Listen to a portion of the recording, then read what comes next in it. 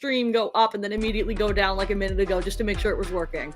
I am going to be working on my Pocket Ken today with some help from an 1800s MR Ken I know from Twitter, that being Nero, who is, what country are you from? I know you're 5 hours ahead of me. Where are you? I'm from Belgium. So that's basically next to Germany and the Netherlands. Okay, cool. I actually have some cousins in Germany. I'm German on my dad's side. I've never been. I would like to go. Well, it's a pleasant place to be around if you're visiting, right? And I guess I should invite you then? I'm inviting you. I got it. Okay. Yeah. I don't know if you want to set this to 1st to 3 or 1st to 5. I guess probably run it and then identify all of the places where my Ken really needs some help, a lot of which I probably know already, but... Yeah. So the main thing is, like, the first thing I want to ask is, this is, like, about your general play, right? Yeah. So what do you feel like, where do you feel like you're failing to understand or failing to really... develop as a player, right? Because it shouldn't matter which character you play. Like, let's say you play Ken or Marissa, like, you're gonna have habits, right? And you're going to have personal struggles on certain scenarios or whatever it might be. Could you, like, maybe go into that a little bit? In general, definitely trying to improve my understanding of the flow of neutral. Like, at what point am I covering where if they approach me, I want to hit a button? At what point do I think they want me to hit a button because they want me to whiff? So I'm not going to hit a button. I'm going to wait until they get a little bit closer. That kind of interplay of the spacing. Because once I'm clearly on defense or on offense, I've definitely developed a better understanding of the risk reward and my multiple options. Like, oh, I think they're going to throw me in the corner. I don't want to risk the throw tech. I'm going to backdash, or it would be really valuable for me to jump out of the corner. So this time I'm going to jump, or I have a lot of health. It's round one. I'm just going to take the throw kind of thing. But when it's just that round start kind of spacing back and forth, how do I get in? How do I prevent them getting in? Do I need to be aggressively preventing them getting in? Should I be playing slower? That kind of thing really throws me off. And that's been very apparent learning a Shoto, I think, because I don't have armor as a linchpin of how to play neutral. Like, Marissa's neutral, especially on Modern, is structured completely around Gladius. You want to throw Gladius, then how do they respond? If they back up because they won't need a whiff punish, they want to whiff punish you, then you walk them down, you pressure with normals, you use strings like 6HK into like Gladius to bully their drive gauge, you provoke a response. If they want to walk in, they want to hit you low, they want to throw you out of it, well, then I can catch them walking in with her pokes like buffer drive rush cancel behind crouch medium punch, throw out a stand medium kick is a really safe poke, maybe do something more committal like a heavy if I'm confident in the spacing, that kind of thing. With Ken, I don't have that one core move to build my neutral around, and I'm still having a hard time feeling out when to use what buttons. Like, I was talking Ken Cord last night, like, I feel like every time I'm trying to use his further reaching normals, they're just getting beaten out, and they were like, you don't need to be hitting stand heavy kick unless you think you're going to whiff punish something. Like, it's no wonder you're either whiffing or ending up in a spacing where you're punishable if you're just throwing that out. So that kind of thing is definitely throwing me, because I'm not used to having this many varied usage neutral pokes. Marissa's a lot more linear because she's not really built to play neutral. She's built to bully with armor and plus frames.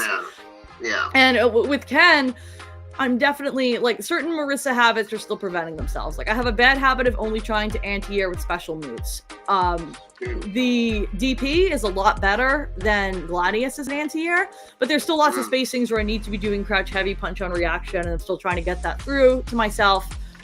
And with Marissa, like, if you don't just throw out one button that's safe on block, like stand medium kick or a single stand medium punch, you pretty much have to end your block strings with a special move unless you're trying to bait something in order to protect yourself from being punishable. So ending my block strings with Gladius, or trying to be cheap because there is a gap, and ending with Phalanx. So with Ken, my tendency is I want to end everything with Jinrai, And then once I play somebody that knows how to counter Jinrai, whether they're doing delayed jab, whether they're just doing a reversal before the follow-up, particularly because I haven't really integrated heavy Jinrai in my block strings yet, I'm only using medium, it ends up being really, really punishable. Yeah. And like I was talking in Ken Cord last night, they were telling me more about some of his setups with run in his block strings, that you can do run stop into throw to test their reactions. If they jab the run stop into throw, then you can start doing run into step kick to frame trap them, which I didn't know was an option. There's definitely a lot of interplay there that I haven't touched at all. But by and large, I think a combo of over-reliance on Jinrai, over-reliance on DP anti-air, discomfort playing neutral, and once I get them in the corner, I always want to hit a button, and I think I need to know when I'm good to just kind of chill under the timer and wait for them to make a mistake. You're right. Yeah, I mean, that's a good overview of what you're thinking, right? So the whole process. And the main thing I want to say, in reflection to all of that, right, is like, yes, Ken has a lot of tools, but you can basically dumb it down to a point where you can just kind of like focus on one element, right? On his toolkit arsenal. Like, yeah, he has step kick, obviously, right? You can do a bunch of things with step kick, but you don't necessarily need to, right? Because he's so well rounded on everything, like on his buttons, that let's say crashing medium kick, for example, which people loathe. That's another thing I'm overusing, is I'm so obviously fishing for the low forward that I'm either getting whiff punished or they're just counter hitting me out of it, because it's really clear that that's how I want to get in. Oh, that was the last thing. Marissa doesn't have functional lights. Even her crouch light jabs are not a true block string. You can literally counter hit in the middle of a jab string. It's stupid. And her stand light punch is a 6 frame that leads to a target combo that only combos on counter hit. So I'm not used to having light pressure. And when I play more experienced Shotos, they're like staggering jabs into fake tick throws, even when they're not plus. It's kind of like jab, jab, medium, maybe, even though that's not real either. I don't know how to stagger that light pressure like at all, because I'm not used to having functional light buttons. Yeah. So it all comes also down to his movement speed as well, right? Oh my god, yeah. Playing Ken feels like playing on ice skates after playing Marissa. Yeah, so the core thing that you want to kind of like learn is, as Ken, is how to use like your movement speed. Like everything comes down to your movement, right? And then on top of that, his normals kind of like make it a pain in the ass to deal with it, right? Because he can move back, use a standing heavy punch, and it will be pushed, like it'll push him back, for example, enough where he can maybe pressure you more, or he can bait a normal out of you, right?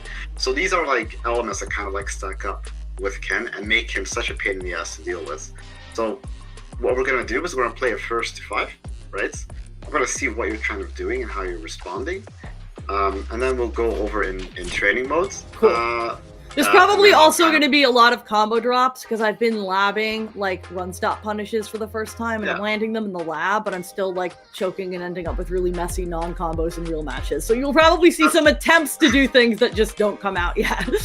Yeah, that's completely fine. And I haven't warmed up at all yet. I had an appointment right before this, so I haven't even played training room yet today, which means my reflexes are going to be a little off. That's fine. Now, I think we have the same exact Ken Challenger screen. Yeah, I mean, it's the best one. It's the best one. got it. Round 1. And you took my outfit! Oh, that was, hang on, my buttons wrong? No, they're not. That was, I just hit something wrong. Hadouken! Hadouken! Hadouken! Yep.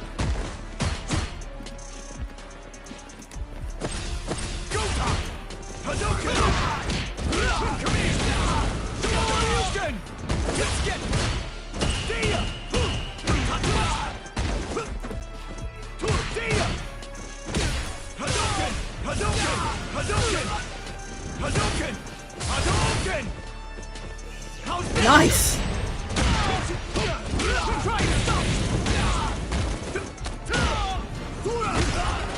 I tried to backdash that.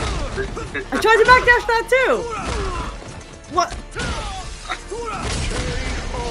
Did you just like wait, or was that lag? Yeah, that was waiting. Okay.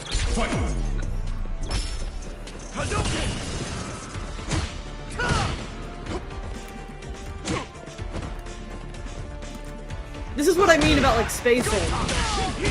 Yeah, I'll go over it in a minute.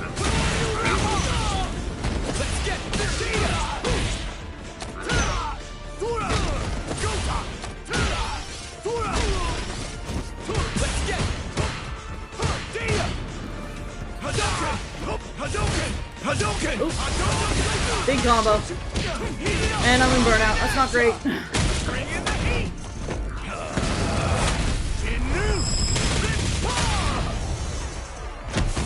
Bet that hurt.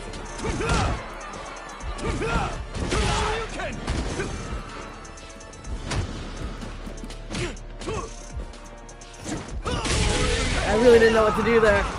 Granted, I didn't have a lot of options besides reaction super. You're smart enough to not do something reactable on modern. Oh my god. Sure, show off with the Dragon Lash I don't have.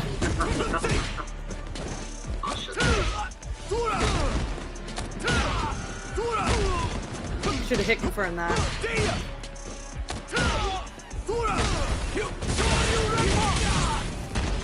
Oh, thought that would work. Oh!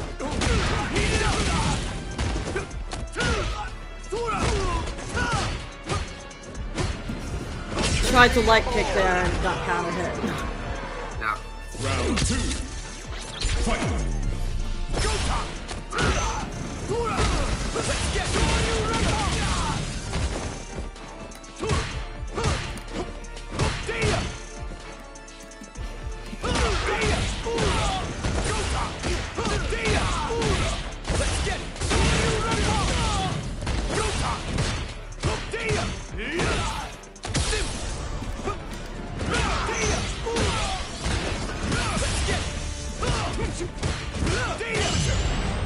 That was me automatically doing my whiff punish when you didn't whiff anything.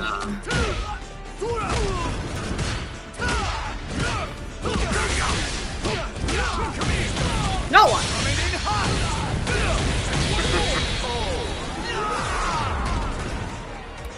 It's still throwing me off that you stole my outfit. I just realized, is your tag being Nero? Is that a Devil May Cry reference? Yeah. Okay, so no wonder you play Dante Ken. No wonder. That makes sense. Oh my god. Okay. Bad mistake. Oh.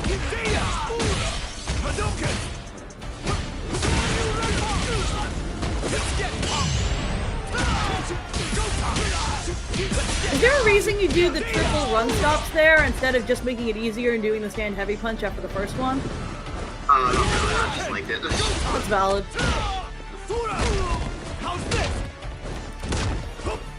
Oh, you got me.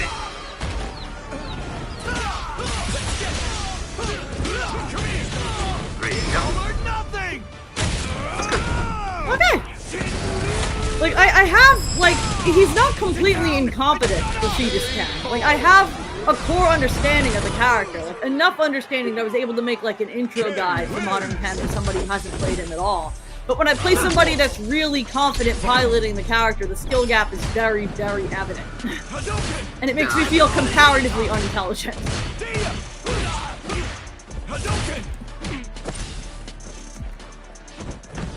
Nice. Oop.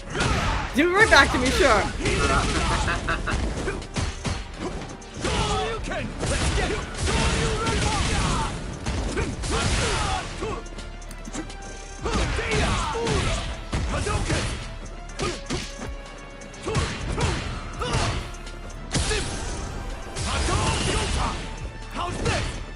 Why didn't that throw one? Because I was you're +1. Oh, right. Is it more plus if you're standing or if you're crouching? Crouching. Okay.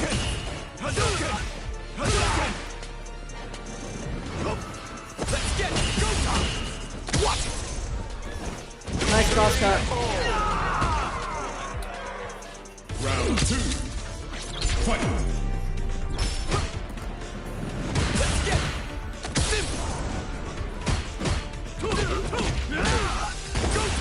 I tried to shimmy the throw there and it didn't work. Oh, now I've put myself in a very bad situation. Yep.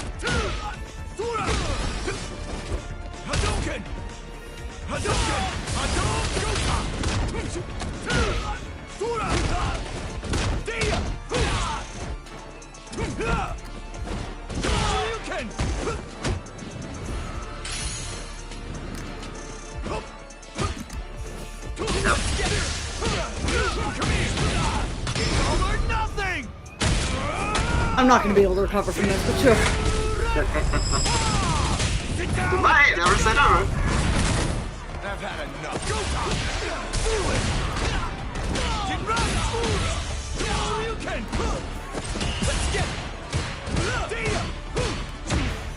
Oh, I didn't press. Okay. Fight round. Fight. Let's get it.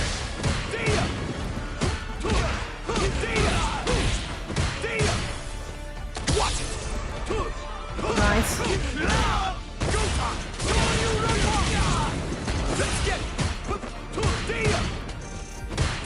And that's, once I start overusing the Jinrai, that's what happens. I know that's a safe jump.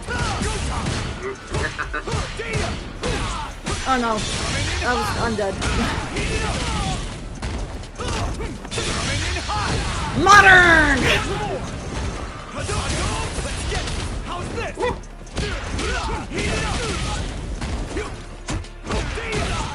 Almost! Yeah,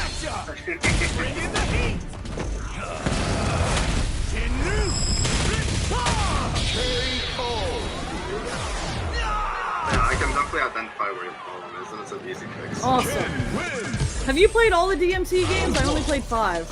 Yeah, I played all of them. That's the franchise that got me into Capcom games. I should probably play 5 again. Whoa! I should probably play 5 again now that I've played fighting games, because I had it at the time and I was really bad at it.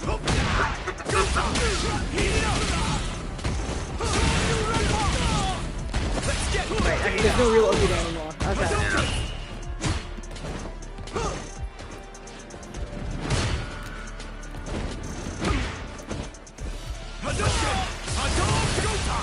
Yeah. He's really got the checks. Jeez. Oh man, I meant for that to come out sooner. Round 2. Fight.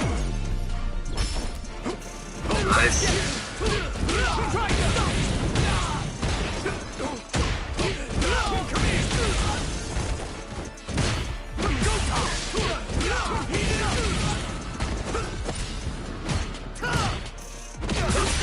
Oh, we dropped it.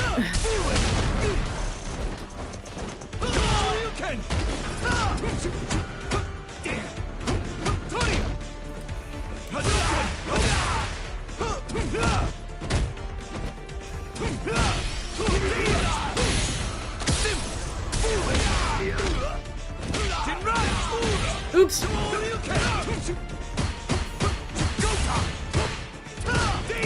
Oh!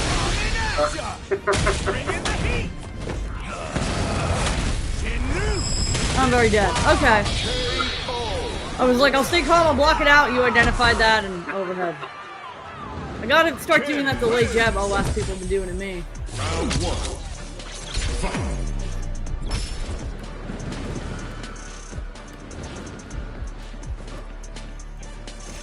Let's get go time.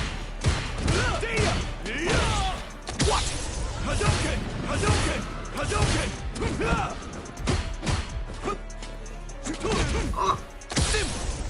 Hadouken!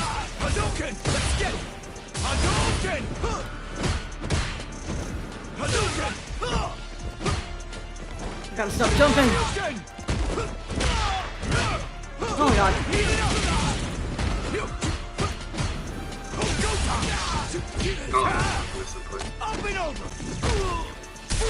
Nice reaction. It's kind of a last-ditch attempt to get me out of there.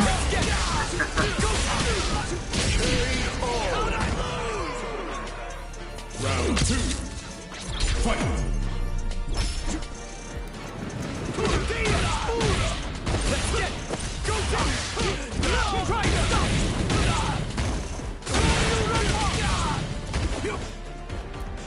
Oh no. Gotta stop using that. Like that.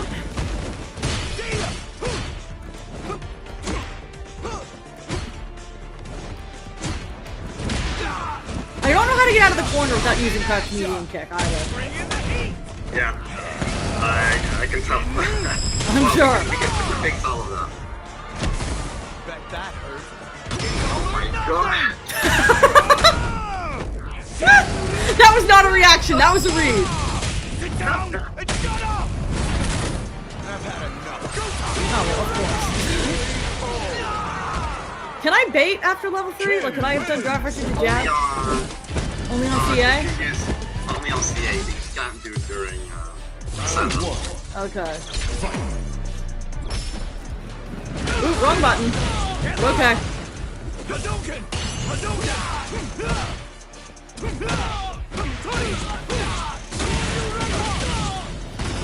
Nice.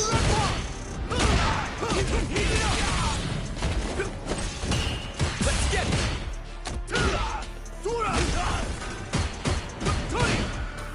Oh no!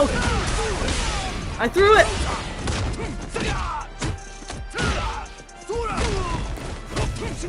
Oh, nice!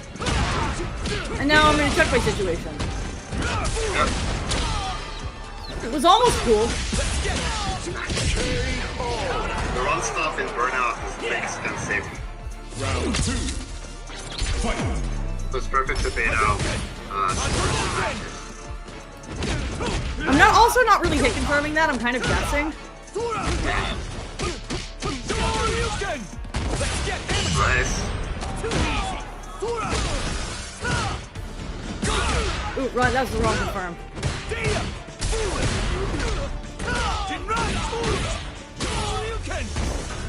Nice.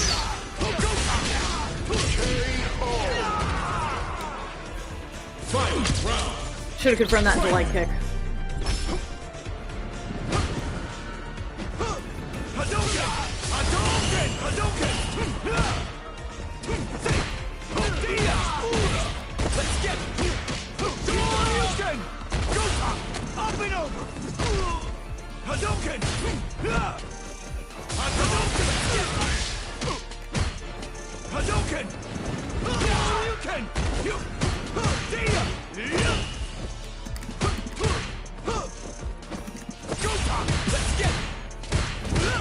I can't do that. I'm dead. Oh, close to dead. Technically I live, but this is gonna put me in burnout, and I'm pretty fucked. Yeah. Oh my god! Bet that hurt. Nothing. Eat this. It was my only option. Yeah, it was Ken wins. Oh, well, like, I won! Alright, so we can go over a few things just based on that alone, give me a lot of information. Okay. So let me go to the train.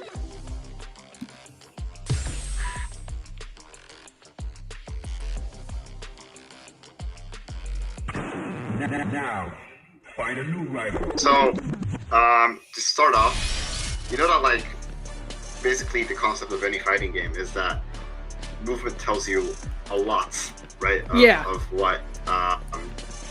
what your opponent is doing, what they're thinking, what they're trying to fish for.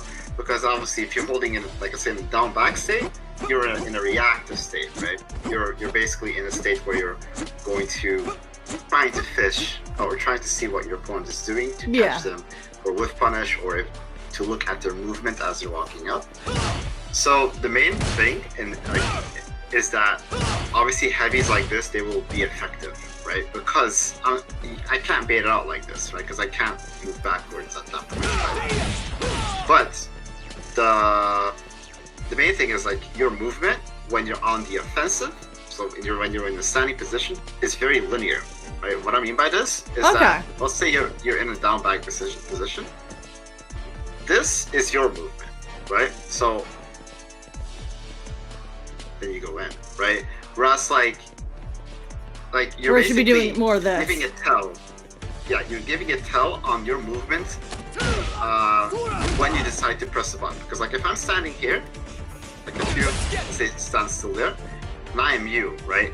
if I'm standing here, Ken is no threat besides of a few things, right? Dragon Lash, Fireball. Fireball, Maybe Step Kick. Step Kick, yeah, exactly, right? So what's happening is like if you're not, first of all, if you're not using any of those, but I'm looking at your movement, I can tell when you decide to go in because your forward movement is a big tell, right? Okay. Because that way, like, so when that happens, I just start walking back as well. And when you get close enough at this, like, around the crouching medium kick range, right? Or the heavy range, so I just stay back. And then that way, the moment I see you whiff, right? Yeah. I catch you with it. So I'm always respecting your space. And then you can just do, like... This, I dropped it. I want to do it one more time! There it is. Okay. Yeah.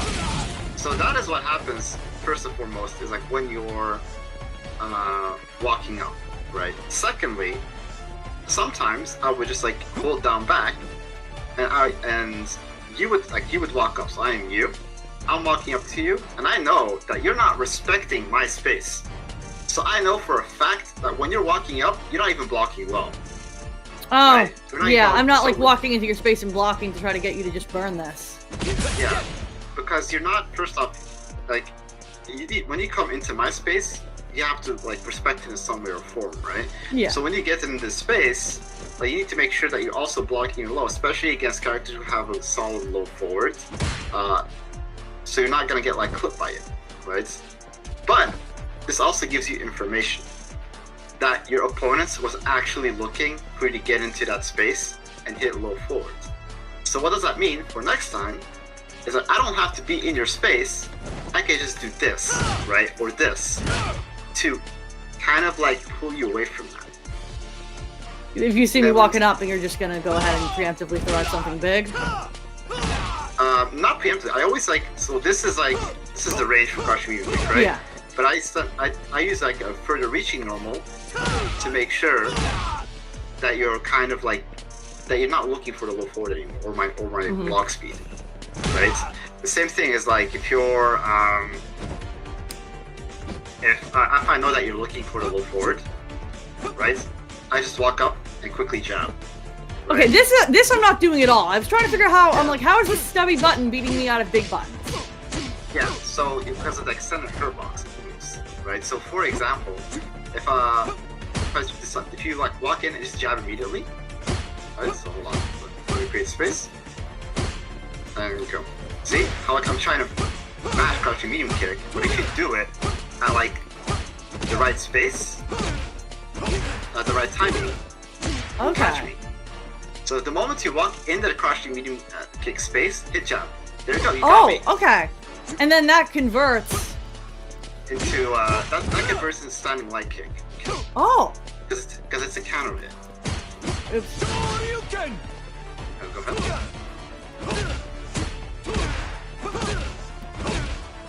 How are you? I mean, you can't single hit confirm it, so you gotta already be doing the light kick. You have to be already with the mental state that you're going to commit to doing this. Okay. Right? Because it's always a rule of two, right? Move back a bit, and remember to time it with as I'm walking in. There you go. See that?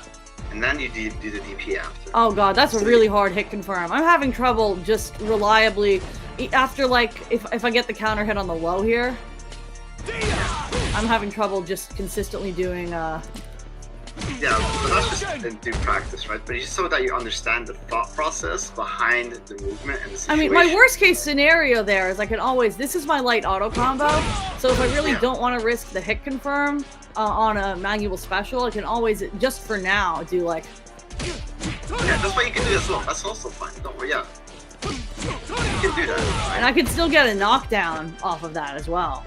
If it's only if it's standing, right? Right. But if I'm like cross jabbing like this, sorry, crushing medium kick like this, then you can, right?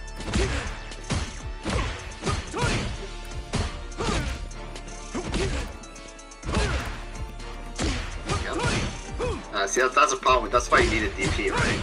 Because like you whiff at a certain range.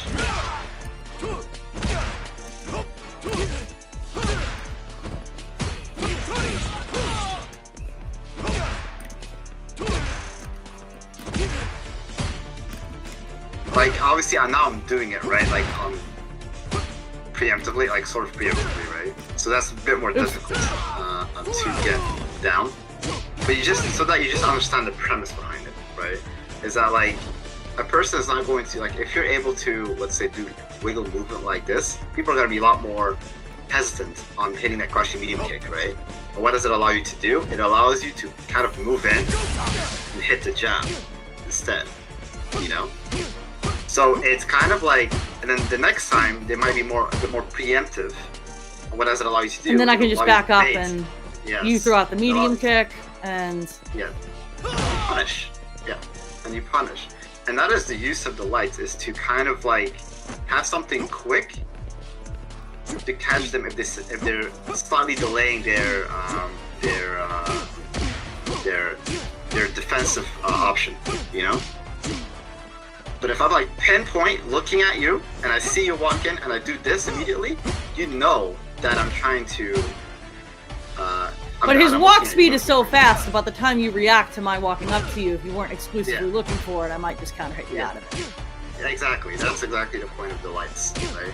With it. So that's why, like, when you were moving, like, just like, that's why, like, linear movements, like, movement is everything, right? But so if you keep your movement very linear, it makes it very obvious and very, like, easy to tell when you're going in, right? So, but then you can also mix it up. How do you mix it up? Well, let's say I decide to just like do this at this space here. You're not gonna react. You have to commit to a jump or OD fireball of some sort, right? But if I do this against you, as you're like whipping buttons in neutral, you're gonna get clipped, right? And this causes you to take the risk to jump at me. Yeah. Instead. Right, because people don't like blocking. If people are just having a good fireball game at like this range, obviously the ideal is like perfect parry and I go into a punish. But barring that, am I just supposed to walk them down or guess jump? Yeah, I would say like either walk them down or kind of guess the jump. Right? Still dropping shit. What you can do, but the main thing as well is like your fireball is more like an extended hit, like an extended limb, right? You kind of want to use it when you feel like your opponent is whiffing too many buttons in neutral to tell them to calm down. Because when that happens, let's say you keep tossing fireballs, this happens, and you already sent the message. What does it allow you to do? It pushes me back and allow you to walk forward and create more space. And then when they stop moving and when they're standing again and trying to play with you again, fireballs become more effective and and that helps you kind of control more space. You know? So with the combination of strong normals and fireballs, you're kind of pushing your opponent back. And that makes it more difficult to gauge what I'm doing, because I could be walking up, for example, and I could just like toss a fireball here. You're not gonna like immediately react to it besides the parry, right? Unless you're really fishing, right? But is that kind of like does it make sense to you? Yeah. I never thought about walking forward into fireball. Yeah, because like you want to be at this is the space. Let's say you want to be at this space here, where it becomes like this space here is basically where you want to be at to make fireballs a bit more annoying, right? Like slightly out of this range here, where your heavies might not hit, is the maximum.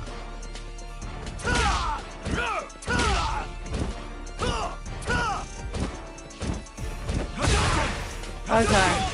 You don't get anything off a punish counter fireball at that range, do you? No, you don't. But it's a space control thing.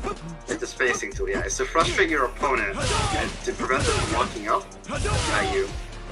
And it's a totally different way to play, because on Marissa, it's always damage. It's always damage, or it's severely damaging the drive meter. She doesn't have tools really that allow her to just harass. Her best like random harassment buttons I don't even have on modern, like her crouch light kick, or not crouch light kick, stand light kick, crouch medium kick. I don't have those.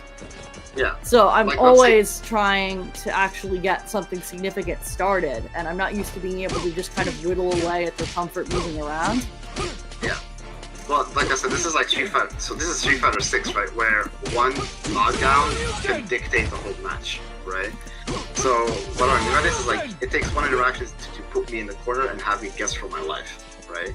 And you always have to wonder yourself, like if you the stronger your neutral game, obviously the more difficult it is for them to put you in that situation, right? And that is what makes Ken so strong, is the fact that he has this space control and he can catch you for slipping up, right? And put you in the corner. And the same thing, like let's say like you get hit by this fireball here, right? I did this. I'll do like one blank here. Hang on, let me turn your inputs on. Or wait, I have your inputs on. I can see. So that's light fireball? You can use medium. Alright, because unfortunately I only have heavy and OD fireball on modern. Okay, so with heavy, you can use heavy as well. Like Isn't that like super unsafe though? It is super unsafe. That's the problem with like modern. But if you're spacing it, that's fine. Even if you block that? Hang on, let me turn my frame meter on. It should be like at most like -2. If you block. Oh. There you go. Yeah, go ahead. See how it's -9, but look at the pushback. What am I gonna do? And then if it hits, great, it's a little bit of damage. Oh! Yeah, it's a little bit of damage that adds up. And so the next trick I want to show you is like, let's say... I didn't even think I could do crouch medium kick fireball without medium and light fireball, so that's really good to understand. Yeah, like there's only a few characters that can punish you. Like let's say Cammy has a 9-frame super, right? So obviously if she blocks it, then you're gonna get screwed on that end. But if let's say like, for example, you can also use it as a spacing tool. Like what I mean. Oh, hang on, couldn't I? If you do that to me. Yeah, that's Ken. That's Ken. So I want to point out as well is that what tends to happen is like when people get hit by a fireball like this, they tend to like use a button to catch, and as you can see, it doesn't reach. Oh, right? so it's a spacing trap as well. Yes. So depending, obviously, like it doesn't work all the time. Like if you do it like point blank, obviously, it's very dangerous in itself. But it creates the space for you to kind of like see what your opponent does. Sometimes they immediately crush you medium kick because they think they're in range. Is it really possible to hit confirm this off just one hit? I'm having a lot of trouble doing that. The target combo, yes, like 19 frames. Like every time I'm hit confirming a single hit, I end up restarting the target combo. No, it's possible.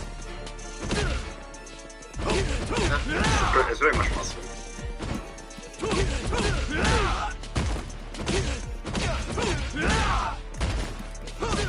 Well, like if you're blocking, I guarantee I'm still gonna. Yep. Yeah, that's just practice over time. Like kick confirming comes through time. It also could be like, well, you're on PS5, aren't you not? Like, Yeah. Yeah. So like I said, I don't know like your latency situations and stuff like that. I mean, I have a good TV for playing this on. I have the 120 hertz and everything, so the latency is very good. Yeah. I'm playing you right now because of the geographic distance. There's a 2-frame rollback, but normally that's not the case. Well, it's just a 1-frame delay on top of that too, right? But normally this shouldn't be too much of an issue. Yeah. Right.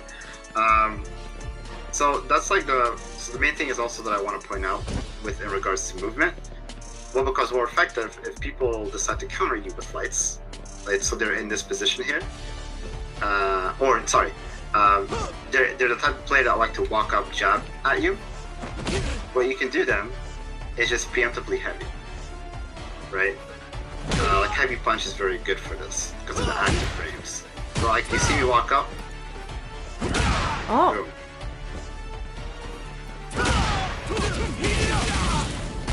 So that's like if you have a read on the person's like offensive like lights as they walk in. See? Because it's so slow that it's kind of like missing the her box on it. And that is why it's so annoying. Like let's say as well, like if you're in a blocking state and you try to match like jab here, I'm not even like thinking about it, right? Oh, that's another annoying thing. I only get crouch jab in chains like this. My crouch light's light kick. It's a pain in the ass. Yeah. I understand they wanted me to have the light kick, but it sucks when I'm blocking, and if I want a 4-frame, I gotta stand up. Yeah, I guess that's something that you would have to get accustomed to in modern. Like setting light punch is actually like better in reach-wise, anyway. Like in reach-wise, but the thing is with crushing jab is that you get a guaranteed light kick. Oh yeah. And that is like why it's a good defensive tool in a way, but at the same time, this goes further away, you know. So it really depends. But you get the point where I'm saying like the light, like if people like use lights on you as they're walking up, they're kind of like trying to catch the start of something, right? I also gotta get better at reacting to the counter hit on this by doing because I know that converts. Yeah.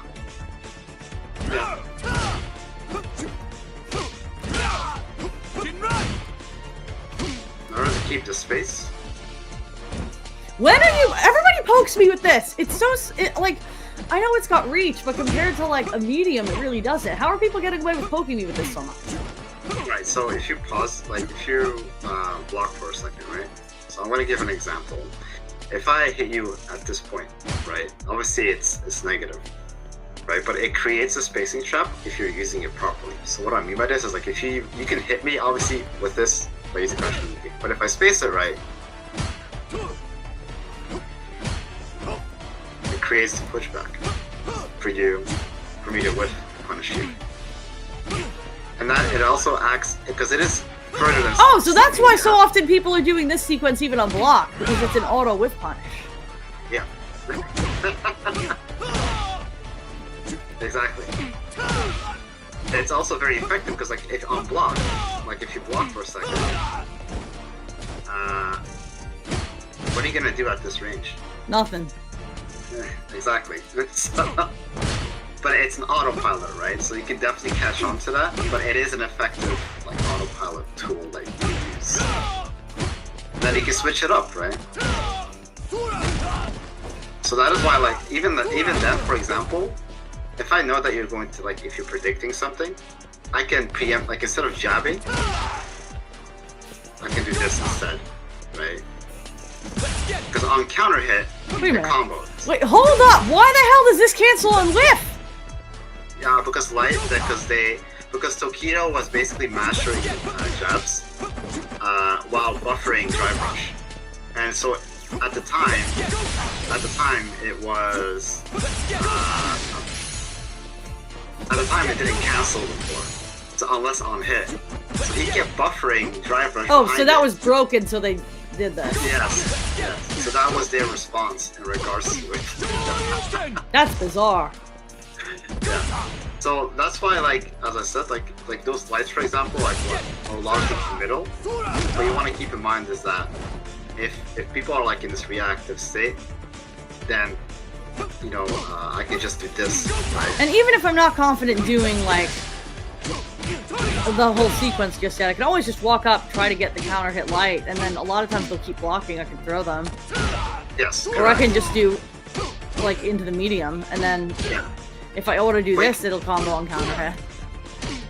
Yes. Well, the thing as well that you have to keep in mind is, like, let's say you can also, even on hit, bait, and then move back, right?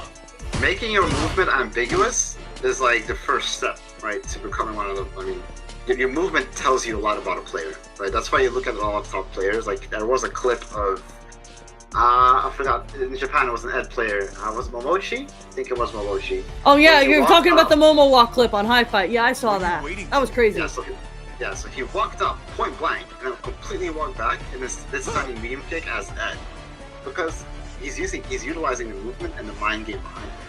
Right? Maybe he was expecting, like, you know, it could be a shimmy, it could be whatever it might be, right? But he was basically confident that he wasn't going to press right away. And then he whiffed. And he got caught. Right? And that's what I mean, is like, there's so much that you can do with movement and alone that can get people frustrated. And if you understand the concept of pushback and your buttons in combinations to that, and along with Ken's movement speed, it becomes a big problem. I'm gonna start writing some of this stuff down. That's why characters like Marissa really struggle on dealing with characters like, let's say, Ken. Okay. Because she has big meaty buttons, right, that have high reward, but she struggles on landing them against a good player with tight movement speed. I don't have time to play. Tight movement. Okay. If they're walking at you, catch with stand light punch, connects with stand light kick or stand medium punch on counter hit. 5 LK at max range creates an auto spacing trap. Throw out 5 HK or 5 HP after. Stop people walking at you with lights by checking with 5 HP. I think that was everything so far. Oh, ambiguous movements.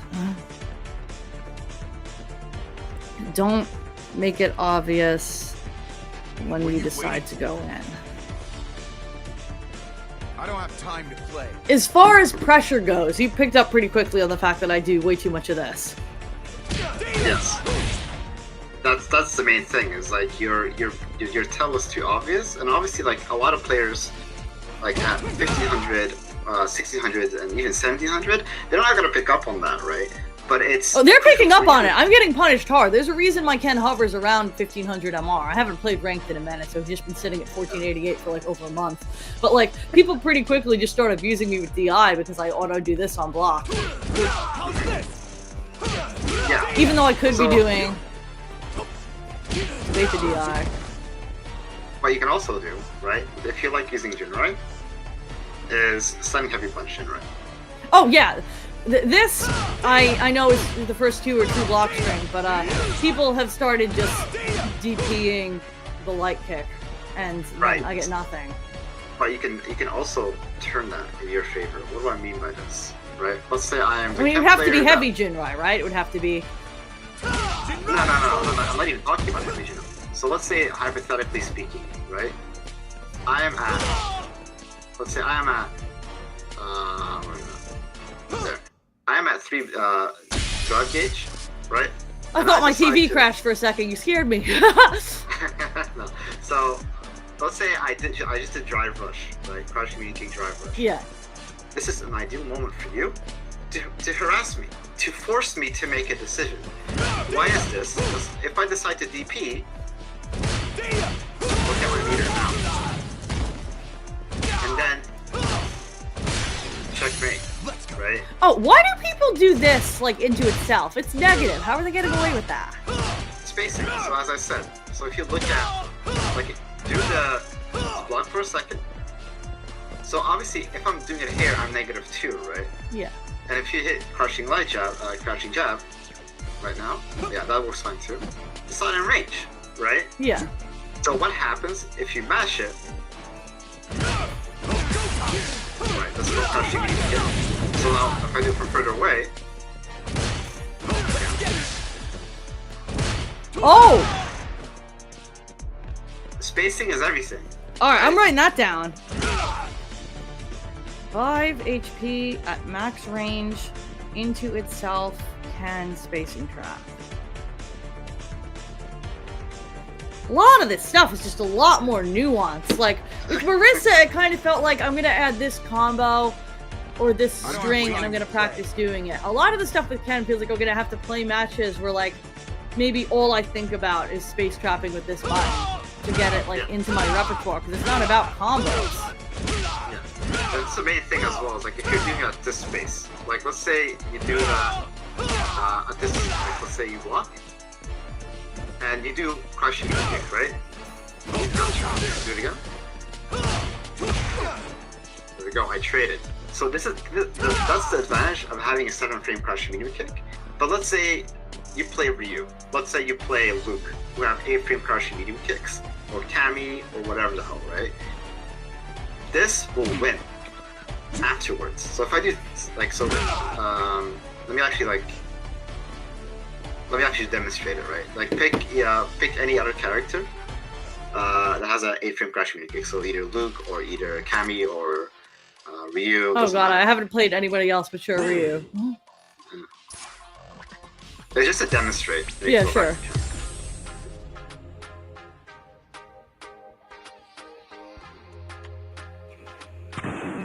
Now, find a new rival. I tried Modern Luke briefly, but I had too much trouble with the perfect knuckles. That's how I ended up on Ken. So, for example, right? You have the look forward. So if I hit the standing and heavy punch, and I use it again, I lose, right?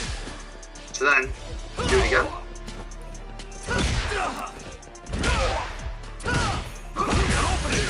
Actually, Oh my god!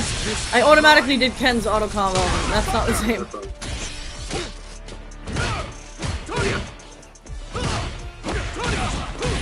Okay. So so then what happens is like they start respecting it, right? Or some people. And then you don't. can just do the fake pressure. Oh my god, I'm still trying to play Ken. Yeah, so then you can start do the fake pressure and do like other other shit, right? Walk back, do other things. Well, hey, his is a stand light kick as well. There's a surprising amount of carryover between modern characters. What's my light auto? Okay, it's light donkey kick instead of light Jinrai. This is basically the same thing. Yeah, correct.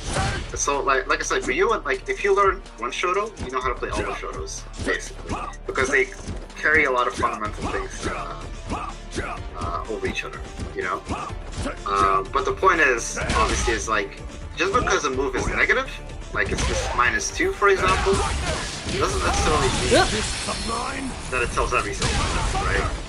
You have to keep in mind of the pushback it creates. How negative is it? Is it -2?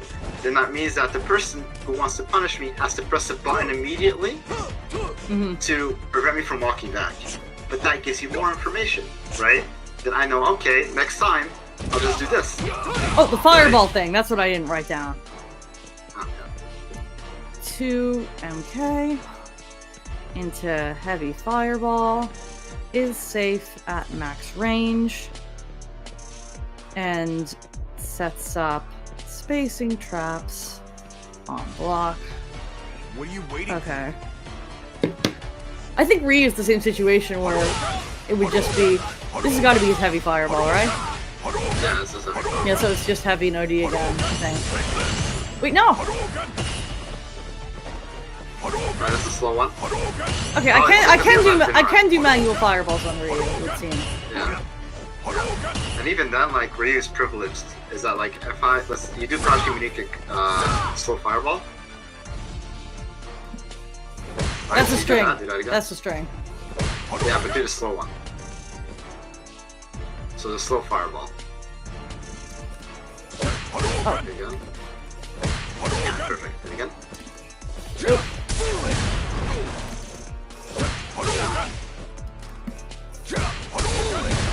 He has that privilege, is that he can DI back in time even if there's a gap. Sorry. Ben can't do that. Oh, so core circle back is Shoto. Yeah. So these are like little things, right? But the general thing is that you have to know is that obviously frame data doesn't tell you everything, right? It's what you create from that is the key component here. So because like this is right now -5, right? It's basically -5 on block. But even if it's -5 on block, what are you gonna do at a certain distance, right? Yeah, there's not Obviously, really much of anything. Yeah, and that's why like even using moves such as what's it called? Like crush immediate kicks, let's say fireball. Yeah, it's negative, obviously. You don't want to use it all the time, especially against characters who know how to punish it. But it adds a layer of mental stack onto the opponent, and it creates pushback. And pushback creates different offensive scenarios. So, for example, Ryu could do crush immediate kick fireball here, and then use his solar plexus, which is forward that one, yeah. That's my heavy auto combo, it would seem. Yeah, so if you look at it, okay, so I try to retaliate immediately instead, you know, with a heavy punch. So these are like just different things that you can do, or you need to keep track of. Is the overall approach method, right? Then you can worry about things like drive management and all this other thing. But main thing, always keep it as simple as possible, right? Make sure that you're always corner killing your opponent, and have them guess, right? Everyone is guessing at this point, and you just want to look into the hat of what they're doing, right? Always keep it very simple, layer 1, until they showcase something else, right? If they tech, it doesn't matter because they're still in the corner. You can still bully them. Okay, so I only get one Tatsu is what happens here. So it looks like medium and OD. I'm trying to figure out where donkey kick is. Try quarter forward kick. I don't have separate kicks and my quarter forward is giving fireballs. Then I think he only has the normal, the modern, I mean. Oh yeah, damn. So I only get medium and OD donkey kick. That sucks. Yeah.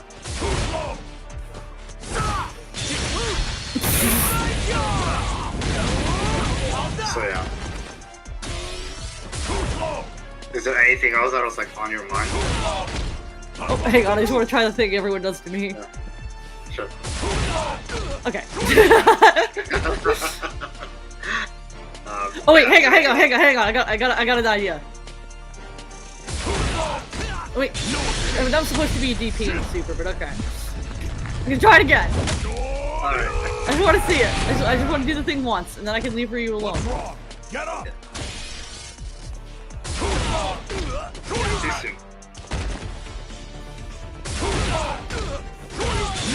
Aha! DPs into super is just very satisfying. Oh my god, the damage too. What's wrong? Get up! That's what Ryu has over Ken. Like Ken is very he's very Oki oriented and very corner carry. But Ryu is the damage version. People had suggested to me that I could play Ryu if I wanted less bullshit to play with, like Jinrai, and if I wanted the damage, but I mostly compared what they lose on modern, and Ryu keeps his fireballs, but he only gets the 2 versions of Donkey Kick. Yeah, but you don't necessarily need if Donkey Kick is face, except once again, unless it's Ken, then it's still fine. Like, cause it's like if you use it here, use Donkey Kick. See, like what are people gonna do against a space Donkey Kick? You know? Mm-hmm. It's the same deal as like what's the person going to do with a space time heavy punch, for example? It creates that mind game, that additional layer of offense to work with. Ooh.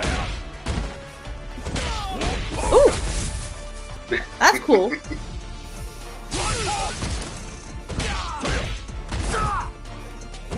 How do I do that? Okay, that's cool. Yeah, he gets like an Oki from that. He got that in the second buff, set of buffs.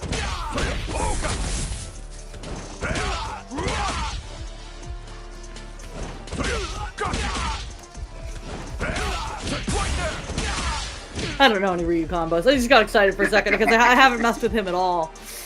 Yeah. Alright, I can go back to Ken now. Alright. There's one last note that I can give you. Okay. Ken.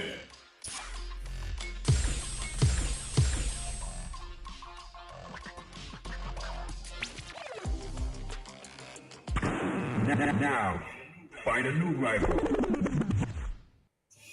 So if you're not confident in, or what's it? Not confident is not the right word. If you have a better read on your opponent as well, in terms of like when you're walking up and pressing buttons at you, you can the moment that they're walking up, you can catch them with a standing medium kick, right? And you don't even need to combo it, right? You don't even need to do all of that, because like the moment, See how I said like you got counter hit, right? But you're +5 on hit.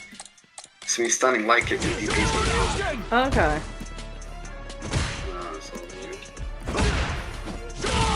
Punish counter is +7, so you can use crushing medium kick. There you go. So, and keep in mind that Ken is space, like Ken moves forward himself, so That's them that's a walking good at thing. you with 1 5 MK on counter hit. Same confirm. As 5 HP. Combos into 5 LK X heavy DP. I don't have time waiting. The general rule is that every button of Ken in counter hit links into. And so then you can do Standing DP, or if you want the corner carry, walk at me again. Oop. Again. Interesting. That was a combo. It doesn't combo on counter hit? You have to use, I think it was like medium Tatsu, I believe. Okay. No, not even medium Tatsu. Has to be light? Either lights, light works too. Do I get a juggle off of that or no? No, you won't. So I only juggle off like. Yeah, because it's close enough, you know? Okay. That's why you're just better off DP, because another reason why it's better off the DP is like... Yeah, it still gets you plenty of corner carry and way more damage than this. Yes. But on top of that, is that if you do this, you get to fake it out as well. So you have OK to bait a DP too. You can bait with Drive Rush Jab after an HDP knockdown. And somebody also, this is like way more minor, but somebody, I think it was Isabella on Twitter yesterday, told me that if you do Heavy Dragon Lash after this and they try to perfect parry on Wake Up, it whiffs. The heavy DP, you mean? Oh, medium DP. Oh, medium DP. Yeah, I mean it's a thing. It's a little thing. I just thought it was neat. I like traps like that. Yeah, I mean that's something you can add to your arsenal, right? Especially because right now I'm not anti-airing manual DP on reaction. All my anti-air DPs are medium, so I get that knockdown a lot. You can also do, for example, like if you end with a heavy DP and they don't back roll. Is that auto timed? No, they do back roll. Sorry. So back roll. Is that auto timed? No, it's not auto timed. There we go. So you can basically, if they start to mash at that point, it's a counter hit, for example. Okay. But you can, I think it's like if you space, let's see. So if you like have it slightly spaced, that's too far. Back roll. See how it works? Yeah. So this catches people, like it's the same thing. It's like they might parry the overhead, but it whiffs. Like catch them with that. Those are like little things that That's really risky if they don't parry though, and you just whiff in their face like that. Yeah. But I wouldn't worry too much about that. I would just primarily like stick to the real grounded stuff here. As I said, like everything that can counter hits with is can combo into standing light kick, unless it's crushing medium punch, but you don't have that. But you can do the same thing, counter hit, standing medium punch into light kick into DP. So I'll use a really slow move as I land and just hit standing medium punch. Oh my god. Okay, I'm writing that down.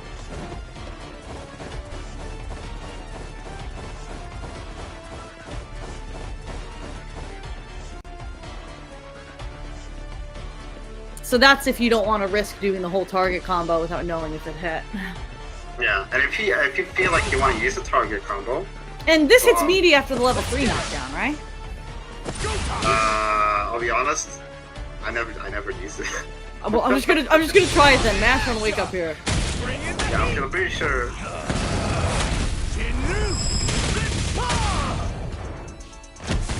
Bet that hurt. Okay, so it trades. Maybe I didn't do it fast enough. No, it's not. Looks about right. I think it's like maybe CA that you're maybe thinking of. I know I've counter hit people at a lot of things by doing this after level 3. Yeah, because they're not using the right button. Oh, okay. So that's like another thing to keep in mind. Yeah, so as I said, rule of thumb, everything on counter hit for Ken tends to be +5. So this means that even this can combo, right? Yeah, I knew about this comboing on counter hit as this. I just didn't realize everything else did. Yeah, and then the next rule is that everything on punish counter is +7 for Ken. Yep. So if you obviously get with this, obviously it's extremely plus. I'll use a different example, but if you land the punch counter on this, or that's why this works. Yes, correct. There's like another one, right? Oh yeah. So if you like happen to land this punish counter, that's also plus. Go ahead. Why would you drive rush into this stuff? Oh no, you don't. Well, there's a few reasons behind. It's primarily like useful for the JP matchup. Because when they use OD Fireball, drive rush standing medium kick goes past it. Oh.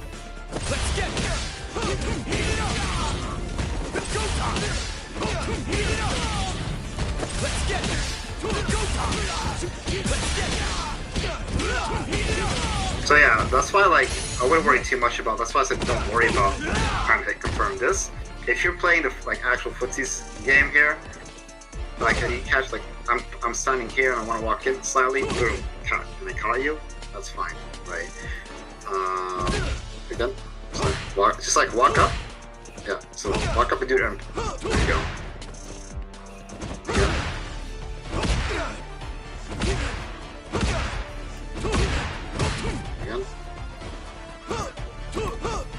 That's like a negative thing about the standing medium kick, right? It's like you have to be a bit more precise with it in terms of if you want to catch low hitting moves. So you see that? Like like stuff like that adds up to your repertoire. It's like if mixing it with lights, having the standing medium kick, because even then, like for example, like Zangief. I'm gonna play Zangief for a second. Right? Oh god. Because he's one of those like characters that really highlights the beauty of standing medium kick. I usually prefer Marissa in that matchup, at least so far. Alright, Zangief has a hard time. Sorry, yeah, Zangief has a hard time as Ken too. It's Here comes a new challenge. I just really like having armor in this matchup. Yeah. So the main thing about Zangief, right, is like he's very like annoying to hit. If you use like standard normals.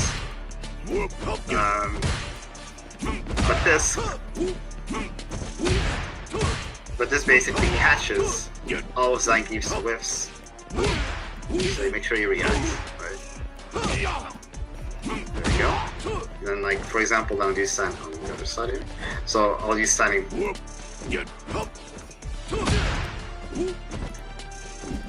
But I can't reach. So you see, it doesn't reach. But for example, you can use level 2. Oh, this is cancelable? No, not cancelable. It's a link. So this means that once the recovery ends of standing medium kick on punish counter, you can use level 2.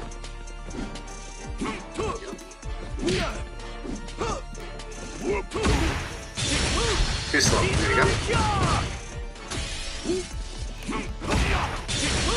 That's disgusting! That's disgusting! I wish all the Ken down players a very tell the truth.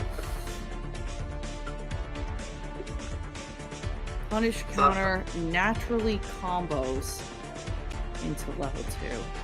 That's why I'm saying everything +7 for Ken. Like everything that is a punish counter for Ken that's +7 is pretty big. So even this, for example, does the same thing. It's standing heavy punch.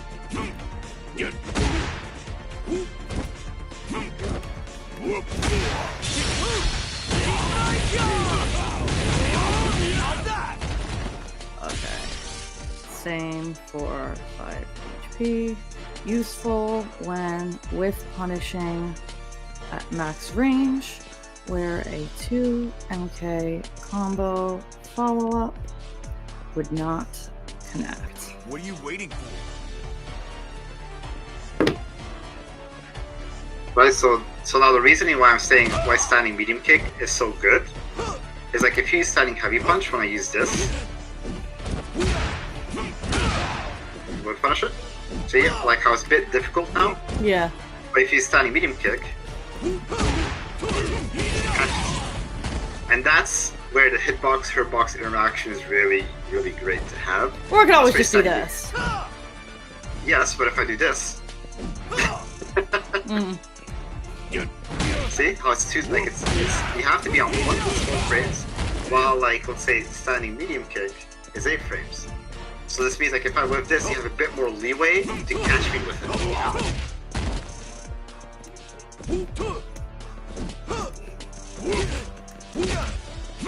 That just takes practice, right?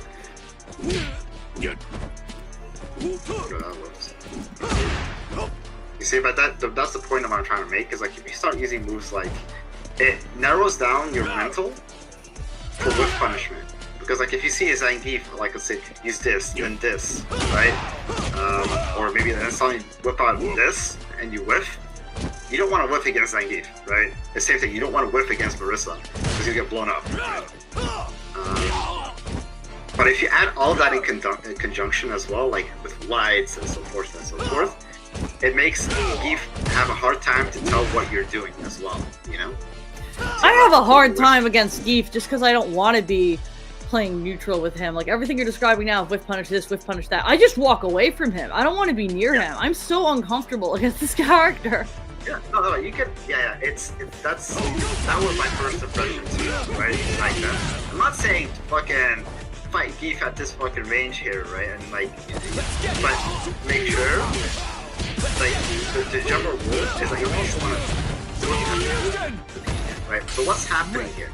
Is like, what's happening from a neutral standpoint here, just come closer, is like the moment you're at this space here, you're going to naturally walk back because you're afraid, right? You don't want Geef to come close to you, right?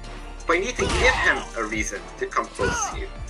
And what happens then is like, when a Geef gets close enough, you can use a heavier move because his walk back is pretty slow, right? But then when you catch them whiffing buttons or preempting buttons, you catch him, right? But you need to walk back to make at least Geef walk forward, right? Because if you're the one walking forward against him all the time, right? That means like you're putting yourself at risk to get SPD, right? Or you get this. Oh, that doesn't work. Oh, sorry. You get this on your ass, right? So that's why I'm saying is like you need to make sure your movement is ambiguous, so like Geef has a hard time narrowing down what you're trying to do. If you're always walking back, then Geef will walk into the corner, and then you'll get mauled. So the idea is you're walking back and then you stop and kind of hit a button to stop him chasing you. Yes, and then on top of that, if you start pressing buttons as well in neutral, it gives you a whiff punishment opportunity, right? And then maybe next time, like if he might purposely whiff on purpose, he might do something like this, or he might do something like this, but then that gives you forward movement leeway to just walk up and throw, or walk up jab, depending on the opponent's behavior, you know? You want to utilize movement in every way possible to really make Geef scared of you, right? Because it takes one interaction for him to be put in the corner. Oops. God. There we go.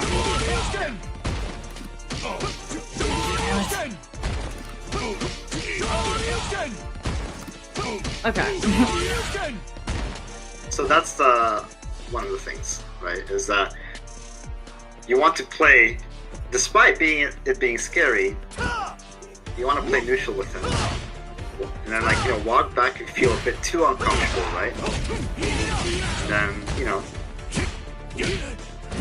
and if you feel like Geef is like getting impatient, he'll start doing this, right? And it's the same thing as Marissa with Gladius, not Gladius, actually even Gladius, is that it's armored. It loses to lows. It's armored, but it loses to lows. Oh, and it loses to DI where Gladius doesn't. Yeah, but you can fake it out like this. Yeah. That's why you want to sometimes like challenge at that space, so that low forwards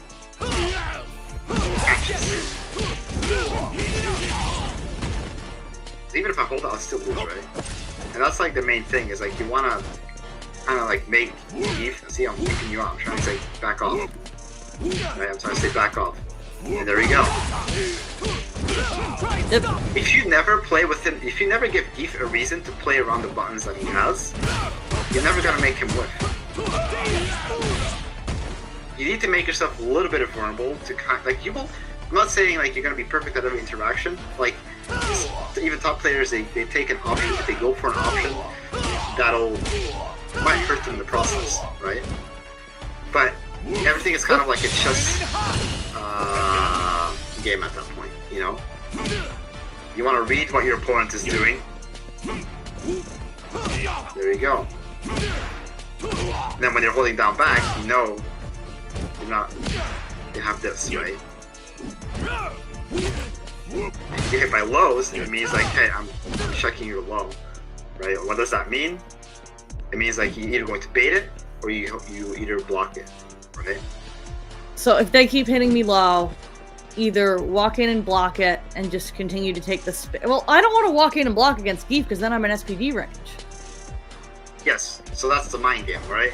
Sometimes if you feel like you're getting hit by lows, like this for example, it's just a sign that you're getting hit by this, right? Constantly. They're hyper focused on your forward movement. They're telling you to stay still so that way they can go.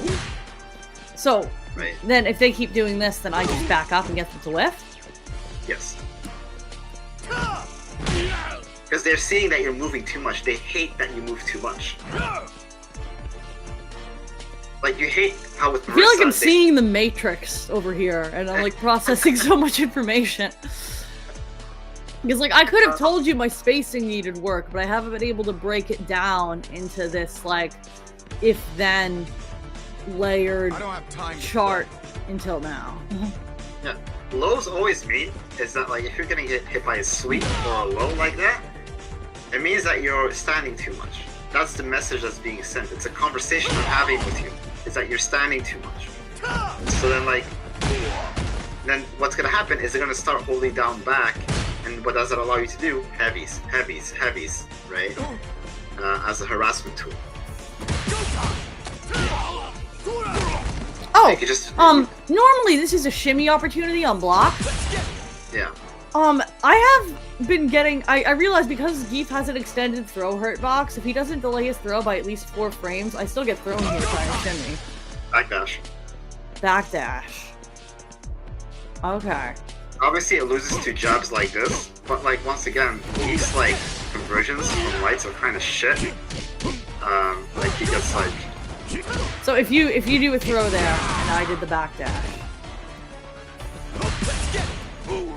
They're standing heavy punch on me. There you go.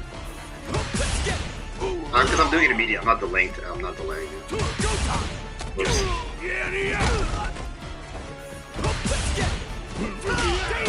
Try standing medium kick. After.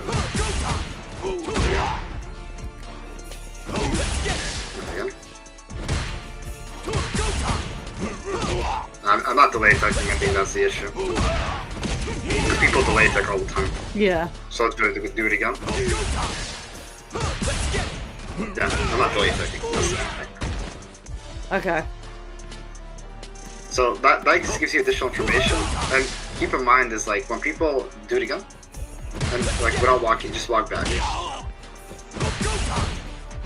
If you're getting caught by the... Yeah. If you're getting caught like that, it means they're not delay attacking. Okay. That's the difference, really. Yeah, I'm not delay attacking. Yeah? Yeah. There you go.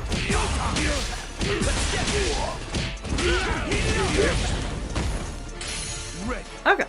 So you can either like keep in mind that backdashing is also like effective. All right, I'm gonna put if you backdash to set up a whiff delay tech, consider punishing with 5 MK instead of 5 HP so you are fast enough. 2 HP will not reach. Or I could always, like, if I know I want to spend everything. I don't have time to... Yeah, you can do that. Oops, again, sorry. Don't again.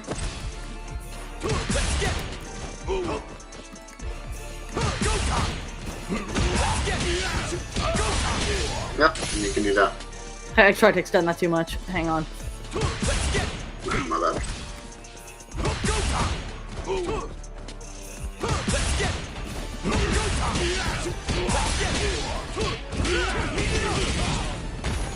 But yeah. That's not as economical as just this into run DP. Yeah.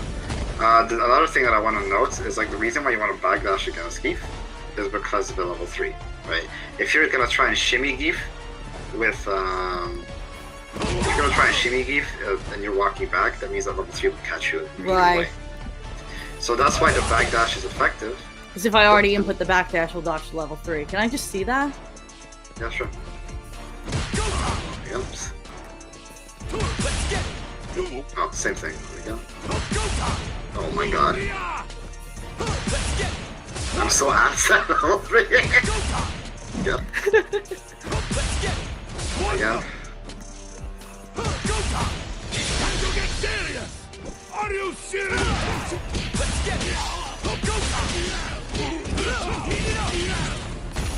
I love his level 3 animation so much, even on Whiff. Are you serious? The one that's like, oh, my finisher! Yeah.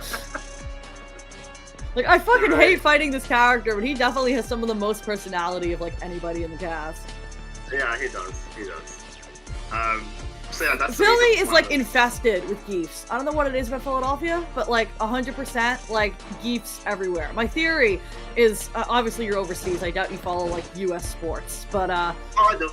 okay, are you familiar with the Flyers, the Philly hockey team? Yes, I Alright, so you know who Gritty is. Yes. Zangief is the Street Fighter equivalent of Gritty. That's why everybody in Philly plays Zangief. He's like, Geef is a cool character just generally speaking. It's just, he's not, like, once you get around to figure out how to work with him, he's a lot, he's fun to play against. But as I said, like, it took me 3 top players primarily to get comfortable with Geef. And Who? now I'm actually, it's Veggie, hold on, what was it again? Veggie, Quiggy, and Teeny Tiny Tony. Okay, why do those all sound like tiny elves in a forgotten fairy tale? Are you kidding me? That's Veggie. What was the second one? Wiggy? Okay, Veggie, Wiggy, and Teeny Tiny Tony. Are you fucking kidding me? Yeah. Like, what is this Snow White? Are these munchkins at the ball with Alphabet? My god. They gotta vary these gamer tags a little bit. Are you kidding me? Here I am talking shit. They don't wash me. But that succession of names is objectively hilarious. Yeah, it is. It is. But I mean, once again, they really taught me how to do it. And, you know, there's like another reason why you want to bag that, like the neutral jumping, right? So let's say that you do bait and you neutral jump. So I do 1-1.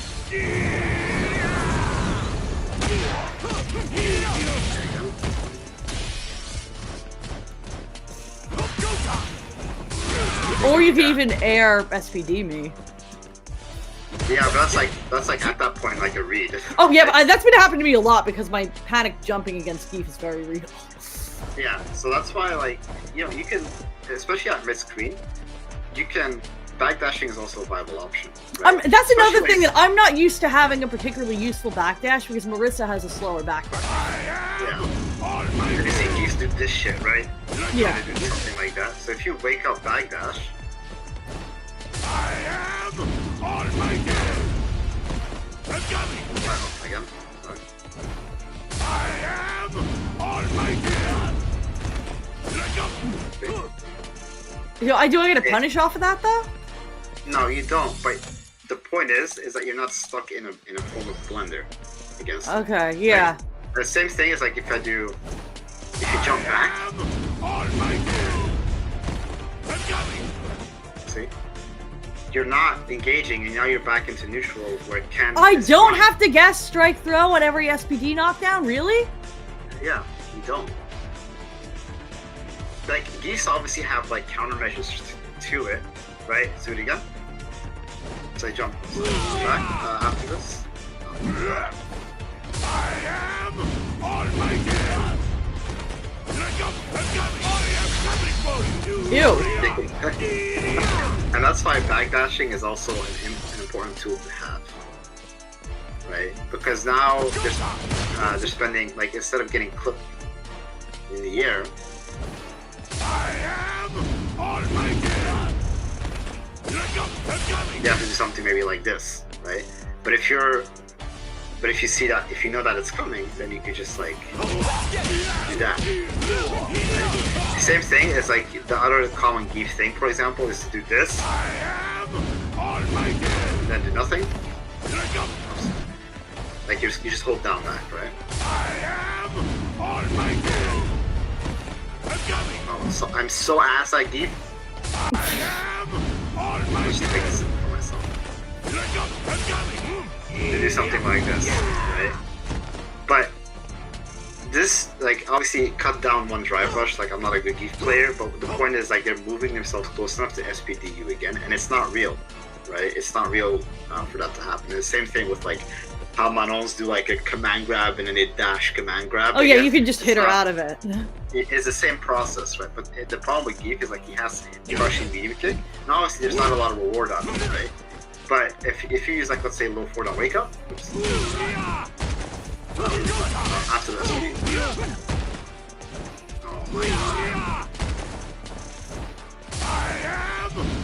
my god.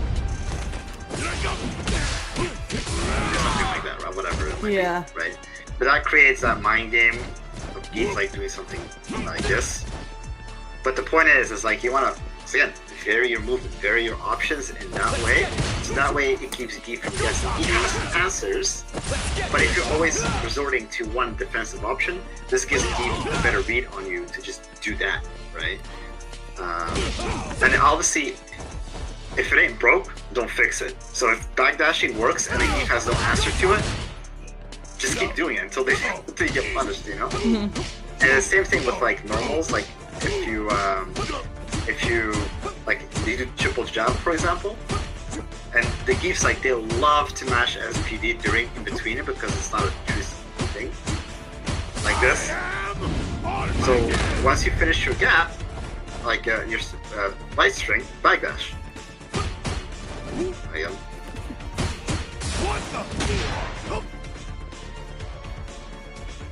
That in itself also gives you spacing to control to control the scenario again, you know? I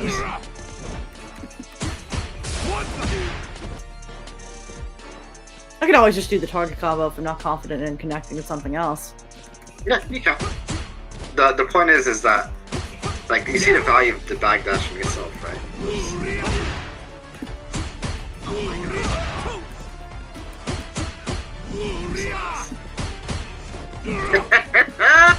There we go. Wow, even that doesn't quite connect. I'm probably best off with just like... Remember, it, like, you can do Rantatsu as well. Oh!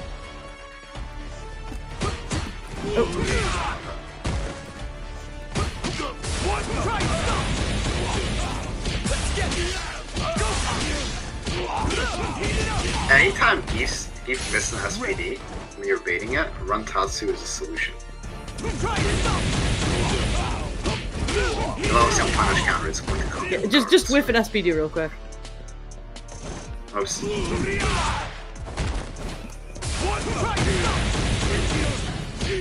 So even without spending any meter, I get like almost 30%.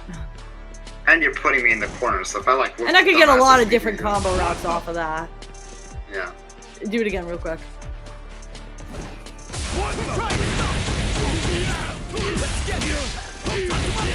Yep, you get the idea. Yeah. Yeah. But then you can also do what, like, if I'm like over like all the way to the wall here, just do that same tower combo again. So run Tatsu, tower combo, run Tatsu again. Right. So flip the other side. Come to this side. Yeah. Flip around. Okay. So just do the run Tatsu punish again into TC run Tatsu again.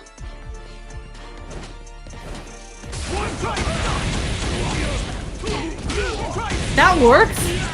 Yeah. Oh my god. I gotta do that again. Whoops.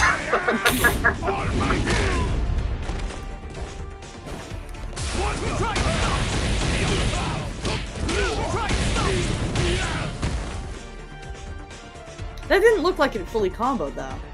Because you dropped the target combo. You dropped the medium punch. Oh. Tatsu. Yeah, from the first Tatsu.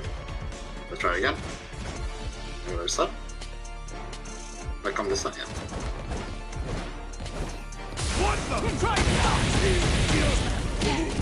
There you go.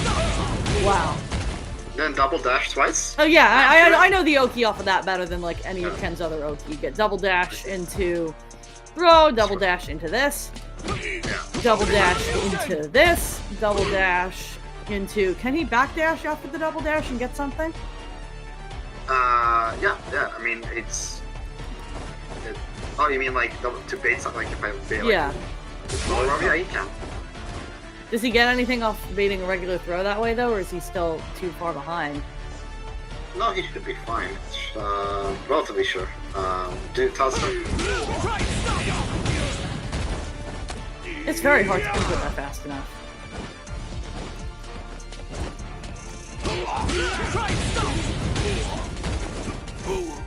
That was slow response.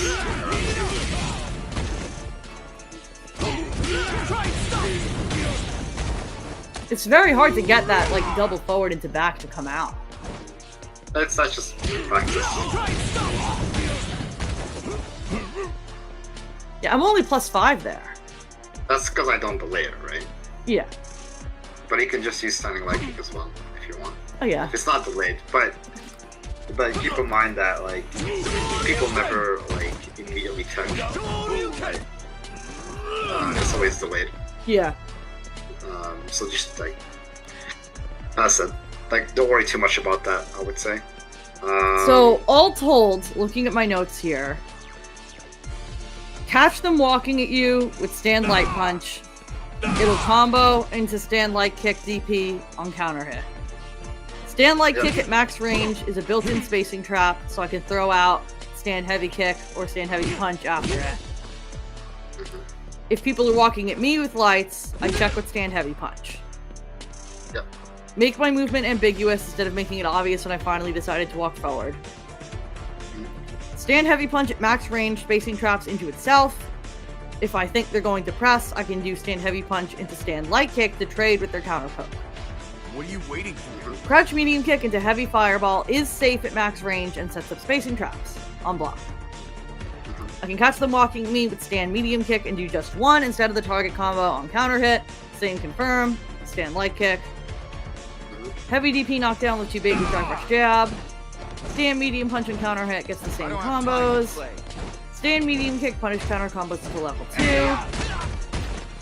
And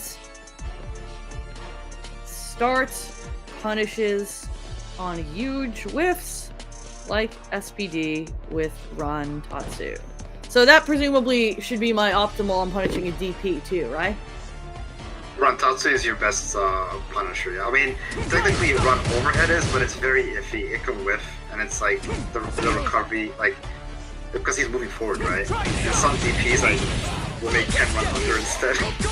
So it's better to run Tatsu for the optimal punish. Okay. If you're feeling shaky about certain like Oki's like DP scenarios or punishes, just crouching heavy punish. Yeah, that's why I've been labbing the shit out of this.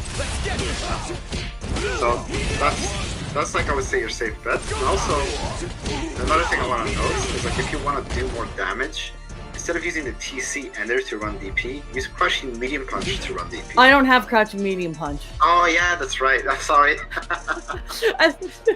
It comes up so often in Ken Cord when I ask for advice that they've been joking I need to change my display name to Hitbox FemShap. I do not have crouching medium punch. Because everybody tells me to use that button because it's such a good button. I feel its absence. I do. Yeah. But yeah, that's like largely the gist of it, right? So always keep your approach fairly simple, easy to digest, so you know what you're doing. Like remember, if you have all these movement options and these lights and whatever to work, it doesn't feel simple. It feels like I'm tracking like 8 possible spacing traps just on my end, and then how am I going to react to what they're doing? Remember that Ken is a character that is not plus on block, right? He doesn't have a single plus normal to work with. This means that like he has to be a exceptional Ken player, I would say. You need to have good confirms and also a good spacing awareness. But that's kind of like Shoto's in a nutshell, I would say, right? Is that having that spacing awareness and the tight movement speed is what separates them. Same with Cammy. Cammy's a bit different, but her grounded buttons are very strong. You can test with Ken in that regard. But her different approach is that she can anti-guide kick you, right? If you're focusing too much on the ground. Oh, that was the last thing. How do I get out of the corner without fishing for this? How do I get out of the corner without just fishing for the side switch with crouch medium kick? How do I get out of the corner? How do you get out of the corner? You walk up. Because I'm always just doing this. Yeah, so this is like very. So let me switch to count because like beef is not it.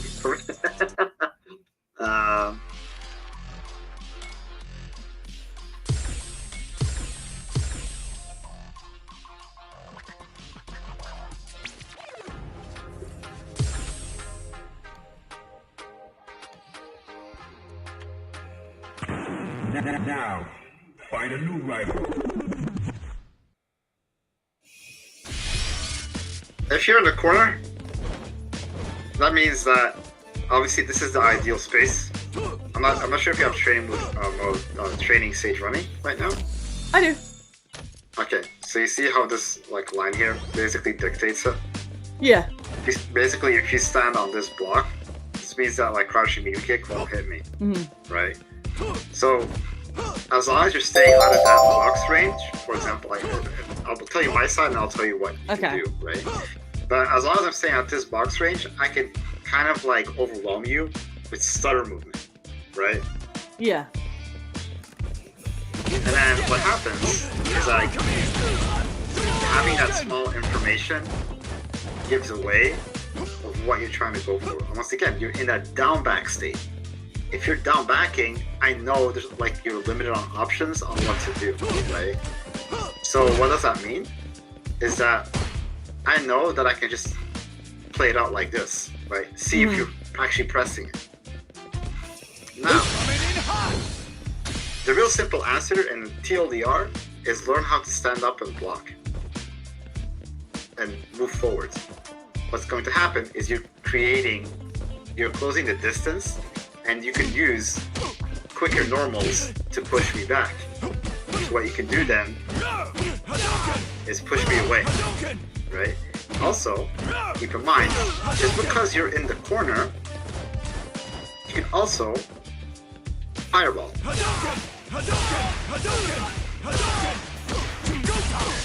Okay. You get out. Use fireball when trapped in the corner.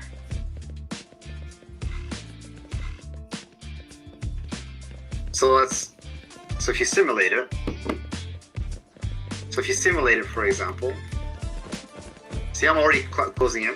Yeah. Like I didn't do anything. I just closed in on you. And I'm looking to see what you're doing. Now you spend drive meters to get in, right? But that's information, right? So what happens next time, right? Let's say you do it again.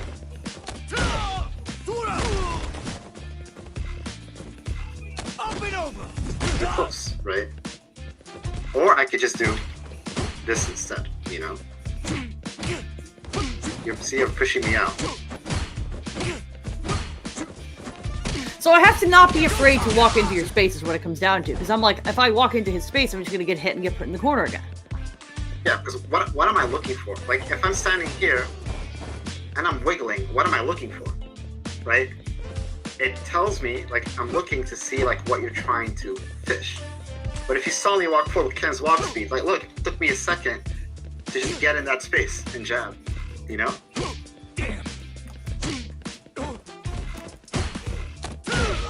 Or, I was trying to back throw.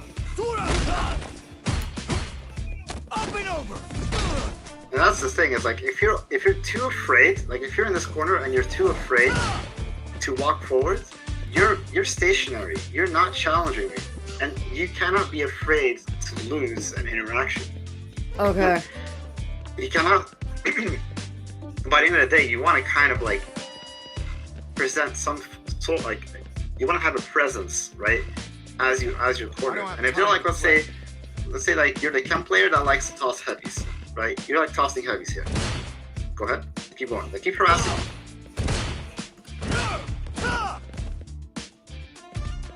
That changes it. Okay. Oh, I don't know why I keep leaning on that button. The people who really rely on heavies, like, you do something like maybe this, do that, for example. Oh, I missed that. But you get the point. Yeah. Is that, like, I create an opening by jumping out, because you're not anti-airing me at that point, because you're so committed on using heavies to keep me boxed in. And if you use heavies, you're not keeping it tight. And if you're not keeping it tight, it gives more openings for me to get out. But then, like, what's going to happen next time is, like, if you're standing in the same spot as before, and like you do like one heavy, and then you wait, that changes it. But if you were to jump out after the one heavy, I would get repeat, right? You're boxing me in that way. That's why I harass, like, for example, like, I harass with heavies in the corner, because I want, if you're holding down back, because if you're in a down back state, that means you're too scared to make a choice and you're too focused on using this. Now you're overwhelming me, right? So, but you have to, like, prevent, like, you have to see, like, people, like, you lost your turn at that point, right? And I go up.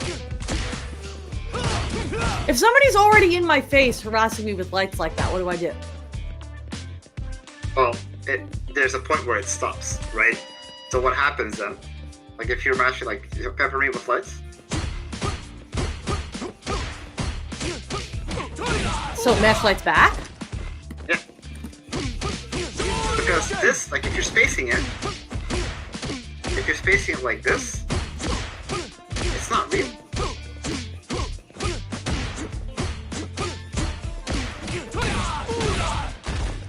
Like, if you're doing that here, right? If you're doing this, the space here, you're not gonna get me with another light. Okay. So this means I can technically use my own light, because I know you're not going to commit. Respond what's going to happen? To staggered lights with gapped heavies by jumping out. Observe what they do. What are you waiting for? I don't have. Yeah, so you're always getting, like, see how you're pushing yourself away towards me? So eventually, you would have to, like, for example, like, let's say I'm the chem player, you're the defender here, right? And don't mash, just block. Like, if I do this, like, eventually, I'm getting pushed back, right? So then what does that mean? I have to use standing light kick to keep you in check. But after the 2 jabs, it's standing light punch. That works too.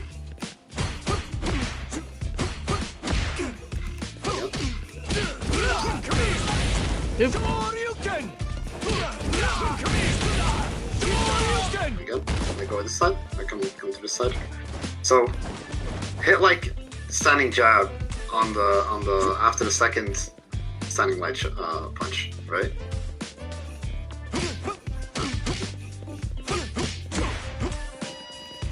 See?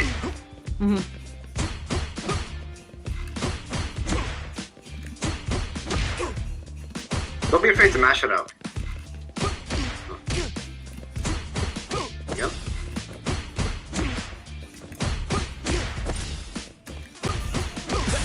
There you go. Yeah, like sometimes it's annoying to react to certain scenarios because the hit stop is very short. So sometimes you just have to commit to an option, you know, like defensively. So if I see that, like if say like you jab twice, then I'm already gonna be mashing immediately. I'm not checking what you're doing next, right? But if I see a counter hit, that tells me enough, you know? Okay. Oh, I noticed when I play against Shotos, if I jump over them and they don't anti-air me, on my landing, they'll often do like 3 jabs into confirm into DP. Is that something I should be adding into my reactions? Because I feel like I just am like, oh my god, they jumped over me and I freeze. If anything, I throw tap. What? Are you jumping with like when you're jumping over, are you pressing a button as you're landing? No, if I like empty jump over them. Oh, I mean, you shouldn't just. It's because like you're most likely teching on your way down, right? Yeah. And you get hit. So because what's basically how I'm envisioning it is like you're jumping over and then I jump over and then they do this. Yeah. Basically. Oh my god. I wouldn't say so. I wouldn't necessarily say so. I think they're probably calling out that he tend to jump and then go for a too big a button. Yeah, just don't interact. Okay. Right? It's like just like if you're getting thrown, obviously, that's a different scenario. You could delay tech, right? Because if they're mashing jab and you're delay teching, nothing's gonna come out, right? That's okay. Way down. Okay. The last thing that you want to do, especially against Ken, is to get put back in the corner, right? So especially when you're jumping over, like look how like if you're at this space here or you're getting real close, like obviously you can throw me, right?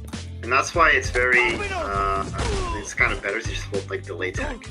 Yeah, I saw an analysis of Punk's Evo win this year in the final interaction with Big Bird, and what happened is Big Bird jumped out of the corner and he went for delay tech, and Punk just like backed up so the delay tech would whiff and then punish that. Yeah, but that's data, right? Mm-hmm. That's something like if you're already jumping out of the corner and they can't DP you, that gives you enough information that they don't know how to cross cut. Especially if they're this close, like do something dumb right now, throw me and then dash throw me. It's not real. It's not. It's +1, but I'm just giving you a quick example, right? Of showcasing the space. If I'm jumping, dash up is like +1 after throw. Yes. It's okay. +1. It's not real, but jab is real, right? Yeah. But the point I'm trying to make is like the closer you are, when I jump over, the less likely I'll get thrown. You know. So that's why when Kens, for example, do standing heavy punch, standing light kick to standing heavy kick. Do it again. Standing light kick to standing heavy kick. Right, so it's a bit closer. Yeah. Well, yeah. So that's why, like, at this space here, it's better to delay tech, you know? Yeah. But you can also, like, if you really know that Ken is super predictable, go ahead. Yeah. And these are different scenarios that you have to think of, right?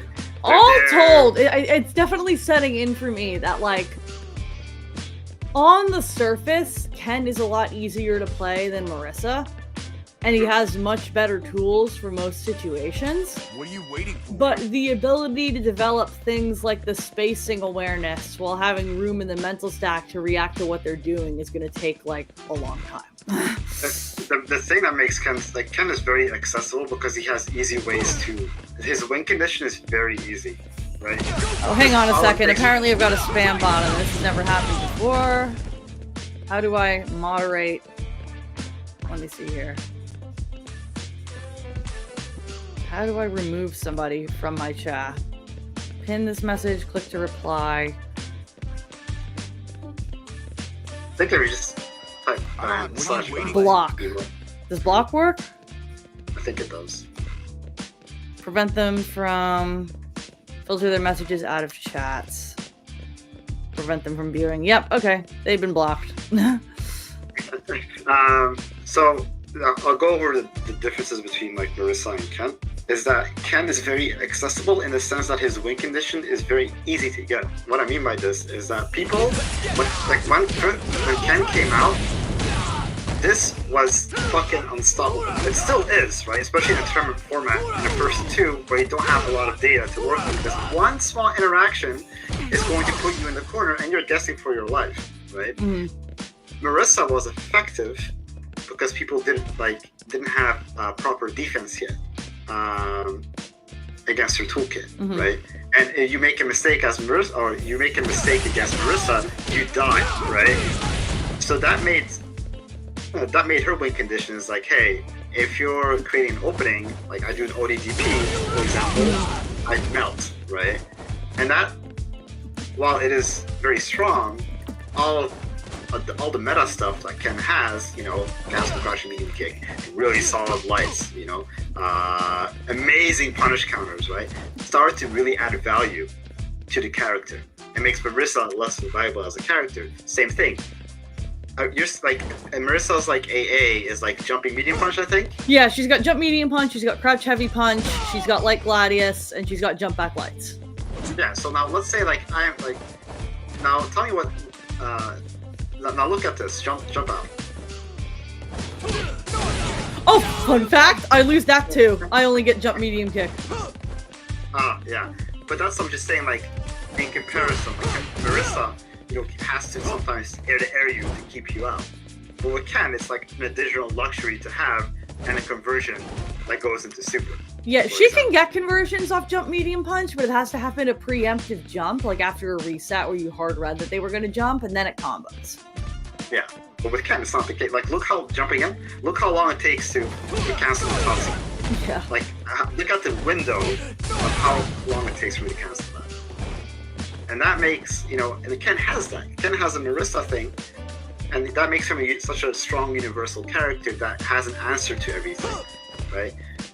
He may not have like armor, but he has an invincible like a move that goes through fireballs, for example. You know, heavy DP. He has exclusive punishes, level 2.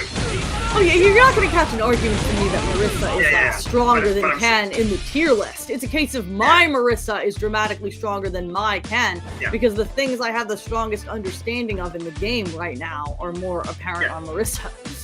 Yeah, but I'm just like pointing out is that like Ken's win condition was fairly easy to understand. Marissa was fine as well at the beginning because people like create a lot of mistakes, right? But as the mistakes get smaller and smaller and the gaps become tighter and tighter to open your opponent up, Ken becomes better and Marissa gets worse. Okay? And that's the problem like right now is that like Ken players naturally get better with the spacing and recognizing what to do. They get better. They also get a better handle on drive meter management too. You know, so it all comes down together. Now, I'm not saying like especially in the first two, Marissas are scary as shit. But unless the Ken player is really confident in neutral, that's going to change. Like that changes a lot. With how much information I've now gotten from this, what would you say if I had to pick 2 to 3 things to focus on in my matches right now? What would those be?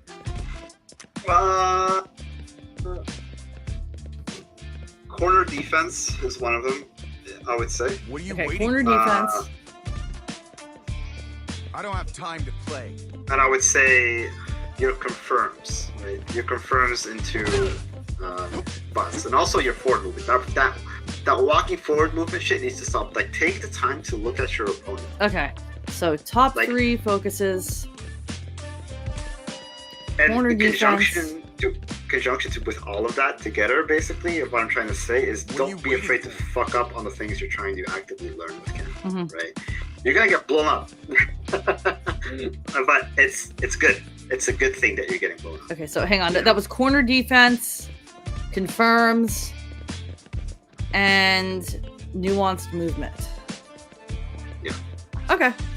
Those are the main 3 things. And as I said, don't be afraid to like just experiment, right? Like just experiment, see how they respond, and really pay attention to your opponent when that happens, you know? Because like I know it's normal to lose a lot when learning a new thing, but I have a very hard time getting out of my head of like, I'm just ass. Everyone's ass. Like, I ran the Ken mirror with, now I can't even remember who it was, somebody in EX Dojo that had a really excellent Ken, and at a certain point, like, it became so apparent that he was just straight up bullying me. He got in my face in the corner and did forward dash, back dash, DI, and I got hit. Yeah, he's trying to flex. He was just fucking with me at that point. And I asked for advice, and he was like, I think it was something like, vary your offense. And I'm like, I know it's good advice, but it's not nearly specific enough to teach me, like, what I'm actually missing here. And that happens a lot, I think, because there's so much going on with playing a Shoto that somebody who's really good at playing a Shoto doesn't always know how to explain all the things they're thinking about, because they don't have to think about them all anymore. Yeah. I mean, I understand the sentiment because, like I said, I was learning too, right? I still am learning. Everyone is in a learning process, but the hardest part for a lot of players is setting, like, I'm gonna say this, like, ego is a big word, and it's not in a way that you think it is, right? People naturally get frustrated because they feel like they can do better, right? They feel like they can perform better than they're presenting themselves, and that is true. But sometimes they're letting themselves get too much in their own head. That lets them get too much in their own head, that it frustrates them, right? But you're here to learn. You're here to improve and polish the things that you want to polish. I wouldn't have gotten this far as a player, for example, if I accepted the losses as a learning experience and a way to better myself, right? Now people say, like, obviously when I play with friends and whatnot, they're like, oh, your neutral is like your best aspect, right? And that makes you so scary, and that's what Ken is, right? At the core of it, he has the dumb shit, he has the Jin Rise and then the nonsense, but those tools only become better if your those tools only become better if your core is strong. And it comes down to how you want to play him too. I'm not saying I'm just going to avoid the neutral, because like I do have to learn these things if I want to become a stronger player. It's not avoidable, but like there's Kens that play like you with like really neutral focused and space traps and checking, knowing when they're going to approach and interrupting their options. And then like there's Integra, who is just such aggressive rush down that he's doing lots of unsafe stuff, but he's mixing up between safe and unsafe so much that you're afraid to challenge him, and it's very hard to react to. Yeah, it's because it depends on the type of player you're dealing with. Like if you're if a person is very reactive, like the run stop stuff is not going to work, for example. But if the player gets overwhelmed by different mental, like that's a case of like on block. On block. It's a like throw. Yeah, but that's a react. It's not real, but if they show me they want to react to that, if you mash after the run. Yeah. But that's, once again, you're playing too much casino at them. Oh well, I'm used to playing Marissa. Yeah, but I love the casino. Let's go gambling. This is your casino. This is the safe casino, right? Like, this is the safe casino. But if you start doing shit like this, for example, then especially against good players, they're gonna blow you up for it, right? Those things like work for a short time, but it's dependent on the person's adaptability, like level of adaptability. If they're able to recognize and pinpoint what kind of player you are, then they're gonna blow you up for it, you know? And that's like, and you need to also understand is like, just generally speaking, Ken is a very versatile character. You can play him in almost any way possible. You can play him like an idiot, right? Like high risk, high momentum, like base Ken stuff like it's completely fake. Or you can play him solid. And as you're seeing in tournaments. To be fair, I think it is more likely that I will play a risky Ken than a very safe one because of where my skills tend to be. Like, I would rather get the read and pull off the thing than try to be perfect in my spacing. And that's not to say I can't improve, because again, like, when I picked up this game, I couldn't do a single motion. So there's absolutely room for me to improve beyond my weaknesses. But I know that one of those foremost weaknesses is visual reaction time and processing exact spacing. So neutral is probably never going to be the strongest part of my game just medically. It doesn't mean I can't learn it. I want to continue to emphasize that because like people are going to see this on my channel later and be all like, if people watch this and they have a disability of their own, I don't want them to be like, oh, I guess I can't play neutral. Because you can absolutely learn it. I'm going to get better at it with time. But if I had to make like a stats bar, like what they did for Red Bull Kumite in Brooklyn this year with like all of my abilities, neutral is not going to be the strongest part of my game. So I want to continue to work on the neutral in the background and improve the neutral as part of my game, but I don't think I ever want it to be the thing I put at the front of how I play. Yeah. I mean, you wanna, like, as I said, for me, I like having, for me personally, I like having the idea and the approach of play my opponent, right? So what I mean by this is like, if my opponent is really bad at checking things, I want to play that kind of game. But if I know that my opponent is solid in the sense of like reactionary wise, I want to be able to play solid too. Because if I don't know how to play solid against that player, then I'm gonna get smoked, right? I'm gonna get fucked up. You want to be able to shift modes. I do the same thing on Marissa. I have certain bullshit things I like to run when I can tell they're scared. Namely, command grab, drive rush, command grab, drive rush, command grab, which is super fake and very risky. But if they're really scared, I can get away with it. Where that used to be, I kind of ran that bullshit on everybody, and then it became very apparent that I just auto-lost to people who knew it was fake. Yeah, and that's the thing that you want to like have. Like I'm not saying make it your main thing, right? I'm never saying that. I'm saying like doing all this stuff and having like spacing recognition is also going to lend itself to Marissa. Right? Oh yeah, 100%. There's a lot of situations on Marissa where I whiff or I didn't check their approach correctly, and just better understanding the neutral. Like I have a lot of times where I'll be like, okay, fine, on Marissa, I'll be like, I'm gonna play neutral, and I'll be throwing out my crouching medium punch and buffering the drive rush behind it, and then I'll be getting whiff punished on my attempt to check their approach, and I'm just like, but I was doing what I was supposed to do. Isn't that how you're supposed to check their approach? But they weren't actually approaching; they were looking for me to whiff. And in that case, I should have just been walking forward into like forward heavy kick gladius. Yeah, like I think, and that's the point I'm just like trying to make and trying to really like tell you to learn how to play Ken. It's like you can take it any way that you want, right? I'm not saying it's going to be the best way, the worst way. It doesn't fucking matter at that point, right? But I'm just saying is like for Ken, he has that ability. He has the buttons to help you teach that, right? Yeah. And he has that leeway. He also has a leeway to play like an ape, right? And he has that corner carry too to just do whatever the hell you do. Should I ever be doing double dash after the Tatsu knockdown into like neutral jump to try to bait the throw attack? I do that a lot. I'll be honest with this. It's been bad at AA, I guess. Because like you can neutral jump, and if there's like some players they reflex parry when they see the neutral jump. Mm-hmm. So then I just like empty throw, throw. For example, I'll be honest, like with me, I don't think I ever do it. But I just because like I've dealt with geefs that just like hit me to death. And that's why I kind of like dive dash where I use the movement to kind of create I don't have time to the gaps, you know. But yeah, you can do it if you want, especially if like if standing heavy punch is going to kill like this, like that, then yeah, why not? I guess. But it's up to you. Yeah, you decide. Like the main problem with a lot of players too is they look at something, right? They look at something. They see a Ken neutral jump or whatever. I know I got my fucking baby shibby scruffy shit, right? And you see like people venting and ranting about that stuff of your decision making. But if your decision making is working, they're just frustrated as well. I'm not like there's obviously some questionable decision making because of the risk reward value. But if you feel right about it, do it until someone messes you up for it.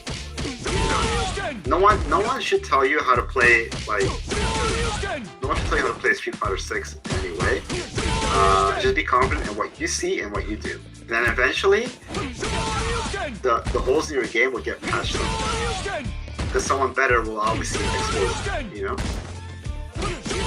and especially like in, for example, like in ranks, like my mistake in ranks at the time was that I played too respectfully. What I mean by this is that I barely generate like ever, because I know how badly punished it can be. Right? I was so scared to use it in ranks. My friend, and so then my sparring partner was like, why are you not generating like ever? These people don't know how to punish it, especially at that MR range. Just do it. So then I incorporated generate in ranks and like bullied them with it, right? Until they showed me otherwise, you know. And then that was my lesson, is that I played too respectfully in rank. I'm kind of having the opposite problem. Yeah, like I said, it really, but not like if you incorporate like, obviously like say my movement, for example, with like potential harassment tools on top of that, you're basically going to be dominating in rank in that way too. And then it comes all the matchup specific things that you need to kind of be more mindful of course, you know. And yeah, I think that's basically all I really have to say from a base standpoint. You know, there's obviously more. But... And heavy Jinrai, because somebody mentioned this to me on Kencore the other day. If I do this into heavy Jinrai, there's a gap before the Jinrai comes out. Yeah, so you can DI before it comes out. But if you block the first hit, that's 2 hits. That's a block string after, isn't it? No. Wait, how am I getting punish countered on that? Isn't that supposed to be safe? No. It's -5. Jinrai low is always -5. The reason why it's so annoying for a lot of people is because it's spaced. It pushes you back. Like if I do Jinrai here, block.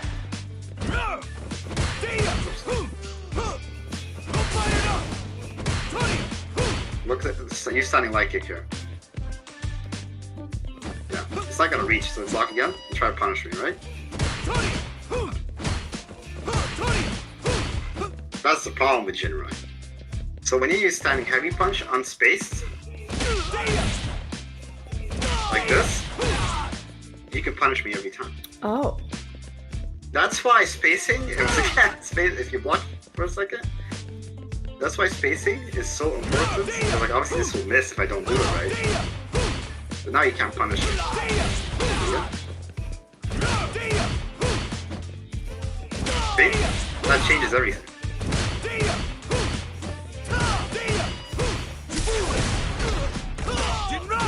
But if you do it point blank,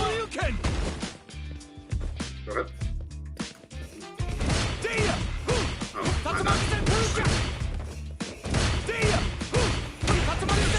Oh, okay. That is what that's why people get so mad about Jinrai. And on top of that, like not a lot of the cast have a good standing light kick. Oh yeah, this is very noticeable as somebody who usually plays Marissa, just because she doesn't have a 5-frame punish at all. Yeah. Her only 5-frame is a crouch light kick that doesn't even reach this far. Yeah.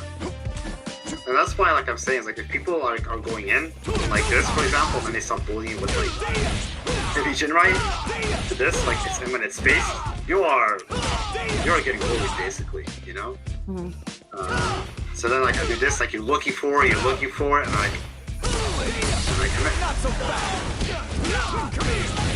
But you get what I mean though, is that like it's another thing that I want to say with heavy Jinrai. So try to DI it, okay?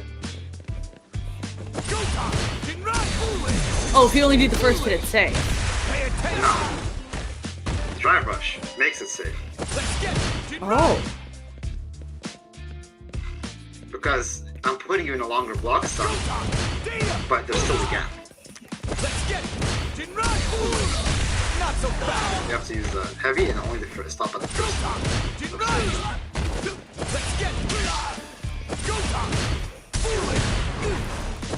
Oh my god.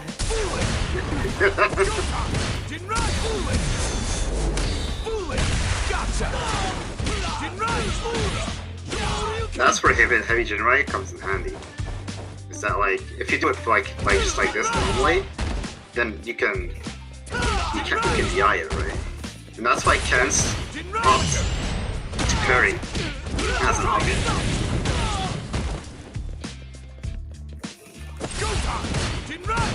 Yep. Let's get it. Jinrai. Ura. Shota. Yep. Shoryuken. Let's get it. Jinrai. I'm stumming that entire Shota. Jinrai. Okay. And that's, yeah, so that's the thing about Jinrai. And especially in Burnout, what you want to keep in mind, Jinrai becomes a bit more potent here. So what does that mean? It's like, oh, we have the, yeah. So if I use heavy Jinrai, I'm Now plus it's 2. true strength. No, there's still a gap, but that means you would have to super in between, right? Oh. But if I do this, you can see it. Well, let's say that you don't. For instance, you just block. Ken is plus 2 on block. Hmm. So this is actually like a thing that you can do now, and then like you make a guess. And you can also use like obviously if you go for the low, it's safe. It's only -1, and yeah, they can't do shit about it, right? The only thing is like a lot of Kens autopilot to do something like this, for example. Yeah, I do that a lot. Yeah, but there's a gap. What do I mean by this is that if you use a jab, standing jab, I think for you, I guess, after the heavy Jinrai low, you can stop it. It trades, yeah, it trades from that. No, it shouldn't trade. It shouldn't trade. Yeah, see?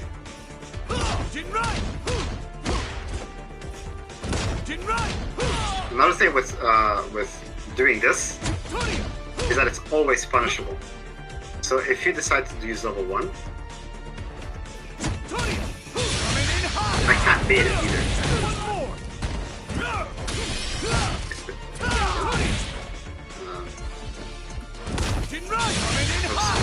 I'm going to use light. There's always a punish if I use a light Jinrai. Okay. The only problem is if I use a medium. What? Ooh. Because medium Jinrai went from -7 to -3. Oh. So that's why you're mixing things up as Ken with your Jinrai offense, right? In Burnout, for example. It makes it, because you have to listen to the audio cue of what Ken Jinrai! And that helps you kind of like figure out what you need to do. So if it's but, heavy, sure. interrupt. If it's medium, block it out. Yes. You can also, what you can do, so for example, like medium Jinrai, block. If you block for a second, medium Jinrai, below is a true block string if you're holding down back. So, if it's a true block string, it means you can mash. If you can mash, it means you can punish me. If I go for, I don't know, an overhead, right? Obviously, if I don't do anything, like, so going for something like a super is not really the best choice because he can just do nothing, right? But if you're, but if I decide to go for the overhead,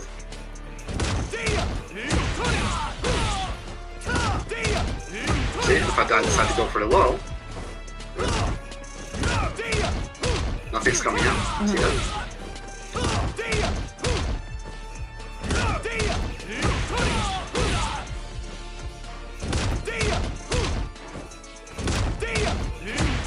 See that? Yeah. That's why, so medium, like a lot of flowchart Kens online, they love to use like medium Jinrai as on their offense, but it's not really a true like thing, right? It does catch like super attempts, because if you decide to super that's what I've been getting bullied by over using medium Jinrai in my own offense. Because it's the simple one to input. Yeah. But the light ones, for example, so if you use the light one, if you block low, and then mash, so this is true block string, the light one. The light one becomes your medium one. Oh. Because the frame data is different. Okay. You know? But that's like all in the topic of burnout, you know? Yeah, this is all gonna come a lot later, because it's a lot of information. But I'm just going over the fact, like, like what makes Jinrai so good, right? And especially in Burnout. But the problem is like a lot of Kens, they do only medium Jinrai, especially like this, for example, or you know, they keep doing that. And if you're blocking it out and they decide to go for an overhead or nothing, you can basically force your turn back. You just match that out, you know. See, but that's the problem with Light Jinrai on my end. So if you do that,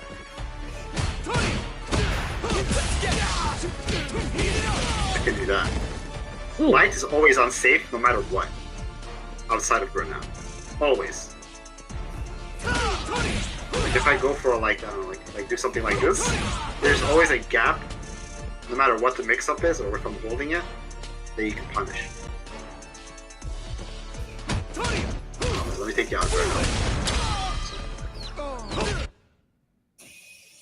So for example, just mash crushing medium kick, I guess, on the crushing medium kick when I do Light Jinrai, right? Crushing medium punch. I don't have crushing medium punch. Sorry, use light.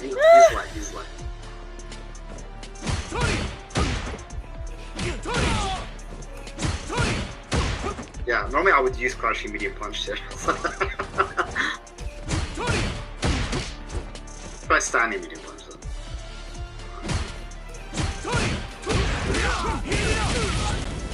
Now if it's spaced, obviously, that's different, you know? You have to, that's going to be a bit more difficult for still.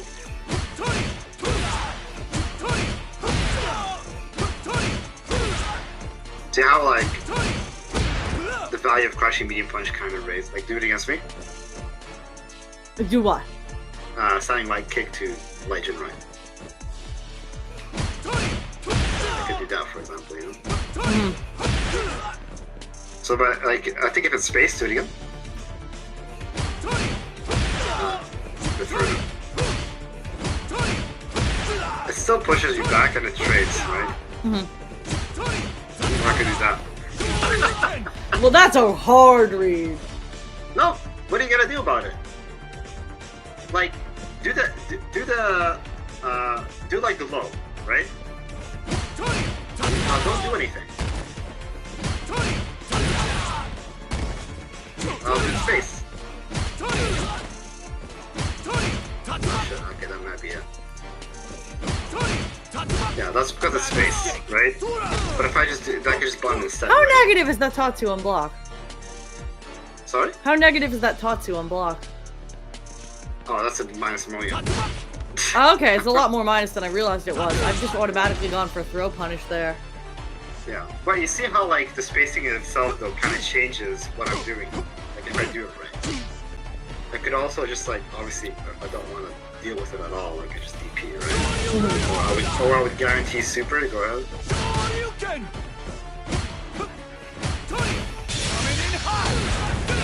Okay. Or I could do from a distance now. Again. Oh my god, I'm so ass. Oh, I need a new pad. Yeah, I need a new pad. Go ahead. There you go. Light Jinrai is never real. Unless you want it to be. So, okay, because my brain hurts. Light Jinrai is always punishable or interruptible. Yeah. Medium Jinrai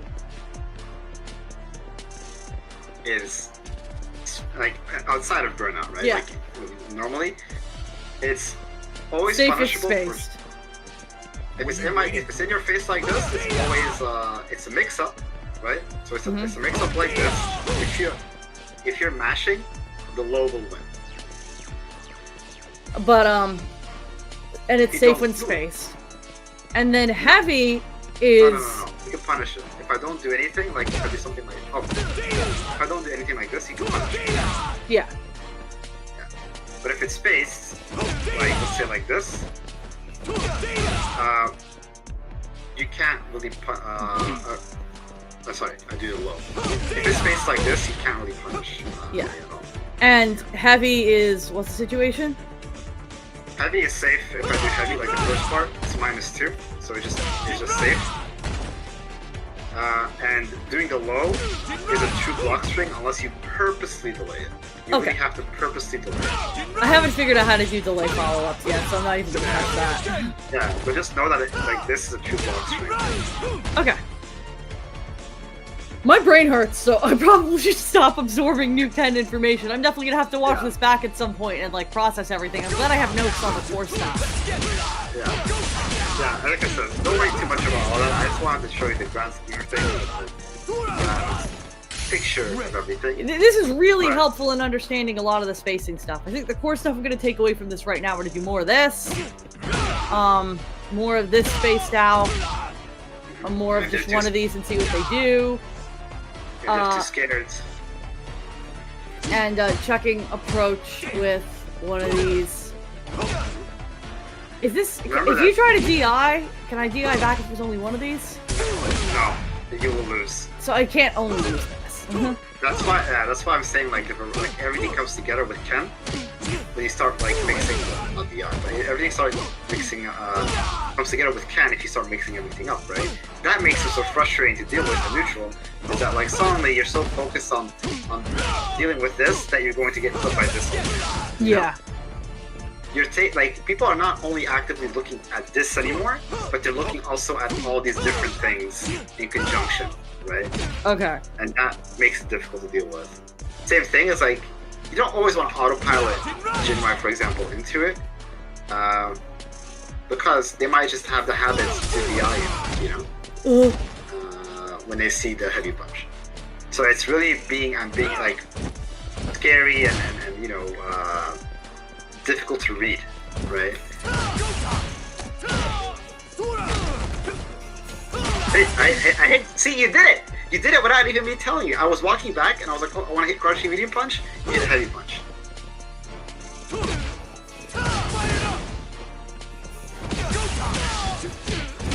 Well, thank you so much for, oh my god, almost 2.5 hours of your time. I didn't expect this to actually go this long. I really, really appreciate it, especially because it's later where you are. No, that's fine. It's only 10 p.m. So. Only 10 p.m. Night owl? Yeah, I work nights anyway, so. Oh man. Well, thank you. I really, really appreciate it. I'm sure this is going to be helpful to somebody else too, because it's a lot of information. Whether you play Ken or you're trying to learn the counterplay to Ken, it's really helpful. Yeah. As I said, I'm learning myself along the way. Like, all the things that I, like, the things that I might explain may not be as accurate or may not be as polished as like maybe the next level of players or whatever. We're all aware that there's another level up. There's never not another level up. Even if you're a top player, you don't win every single tournament. So like, none of the downplay. You've got a really strong Ken, and I really appreciate you sharing so much information. Yeah, as I said, I'm trying my best to just make sure that you're getting the correct foundation, right? Do you have any propaganda to drop before I let you go? Do you need to talk about how he's the weakest Shoto and you'd never ever use level 2 to punish anything and he sucks actually? Or are you not? I'll be honest, I'm not really a Ken dev. Yes! Finally, we found a normal Ken player in the wild. He's so good, man! I don't get it. I may not play him really well yet, but I can still tell that he's got tools on tools on tools. I do not get the downplay. I really don't. Yeah, but the thing about Ken is that he heavily reminds me of Elvis, which is funny because he heavily reminds me of Dante from in Marvel vs. Capcom, right? Character with a lot of tools in Marvel vs. Capcom, has a lot of ways to approach, has a lot of special moves to work with, so that makes him kind of like the jack of all trades kind of character, right?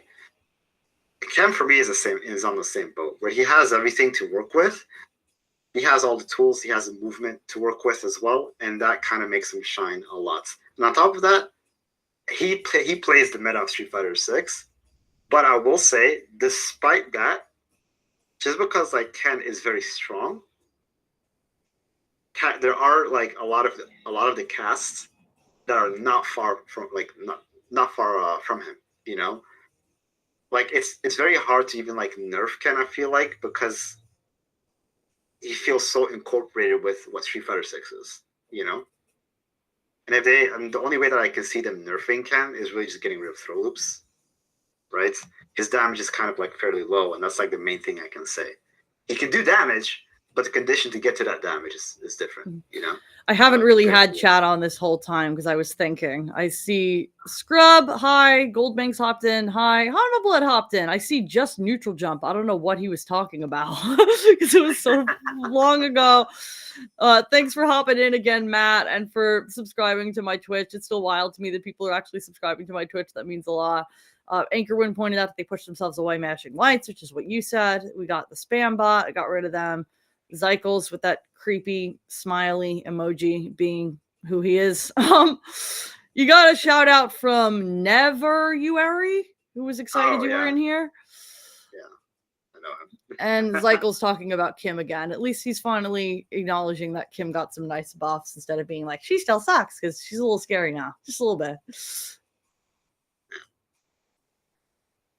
Is there a way to include? Okay, I can't include YouTube chat in my display right now. LIVESTREAM hasn't added that yet, but they're working on it. And hey, they added YouTube co-streaming and that worked, so I'm confident they'll get it figured out. Thank you again. I really appreciate it. I've got a lot to chew on here. I think I'm gonna have to go like eat a snack to like physically chew something to like process all this information. And to anybody watching this after the fact, thank you for tuning in. If you see me at Frosty Fostings in a couple of weeks, please say hello. I'll probably be wearing some Hitbox gear. If not, I'll be wearing the N7 hoodie that I begged my mother for Christmas because I am nothing if not predictable. And if you happen to need glasses of any kind for any reason, including blue light glasses for gaming, you can get 10% off anything at Zenny with my promo code Gladius. So keep that in mind. And I think that's probably about it. I'm going to let you go, Nero. Yeah, that's fine. It's thank you so much for having me, and it's hopefully everything has been helpful. Really helpful. I think it's going to take time to actually absorb all of the information. I foresee myself going back to this in like 6 months and being like, oh, I completely forgot about that, because I'm going to try to take 3 to 5 things that I like immediately try to implement into my game and just go from there. Yeah, just trust the process is all I really have to say. And like I said, I see the potential when you were playing. I see it. I see the potential growth coming from that too. So just keep it up. Don't get demoralized, despite how stressed you might get. Because it's about the perspective too. Because like I talk a lot about how my Marissa started at rookie. My Ken started at Iron. I tried a couple different characters when I bought the game, Ken being one of them. So I took Ken and Marissa both to Plat 1, and then I only played Marissa for like the longest time. I went back to my Plat 1 Ken in like September, October, and now I'm at least in like mid-masters, trying to improve. So when you think about where I started, I have a really good Ken. It's just that when I play somebody with an actually good Ken, it's like, oh. Yeah, just know that. Like, I just want to make sure that you do not get demoralized along the way, because everyone, it's hard, right? It's a very hard, volatile fighting game. But like I said, just trust the process, and take in as many perspectives as you can, right, from different people, and it'll just make you a better player naturally, right? And if you, like I said, if you love Marissa, despite people saying, "Oh, she's absolutely trash" or whatever. Oh, she is. Don't get me wrong. She has a lot of problems, but she still has strengths, and she's still fun as hell. I'm not dropping Marissa. Yeah, but I love her too much. Right? That's my point. Is like if you're having fun with the character, you will enjoy leveling up, right? Because and like at the end of the day, maybe if you're Big Bird and you can hit 2000 MR on whatever character you want, if you lose the tournament on Marissa, it might actually be because of Marissa. Yeah. If I lose the tournament on Marissa, 99% chance I did something wrong. Yeah, exactly. And that's just the point I'm trying to make, right? Just keep at it. Enjoy the process, and just learn and have fun. And I'm definitely going to take all this to I've got a local on Friday and a bigger one on Saturday, so I'll be able to run some casuals with people and try to process the information. Yeah, you will get demolished, but it's a good thing. I gotta remember what it was like when I was brand new and I expected to lose at the local, and I was just excited to see those bits of progress, because now I've had enough success some of the time that when I really just get cooked, I'm like, this sucks. Like I thought we were past this. We're never past this. It's learning. It's a learning process. Yeah, because I could play right now against someone else that I deem like higher level than me, and they might 5-0 me, right? But that's information for me to be like, okay, this is what I'm doing wrong. This is what I need to work on better. And then as it all happens, you'll just naturally get into it, and you'll actually want to improve on those elements. But if you start dismissing those elements and being negative about those elements, we won't progress as much. Thank you again so much. I super appreciate it. Make sure you sleep at some point. I know you said you work night shift, but you got to take care of yourself too. Yeah. I will definitely rest up later tonight. So. And with that, I'm gonna sign off the stream. Thank you, everybody.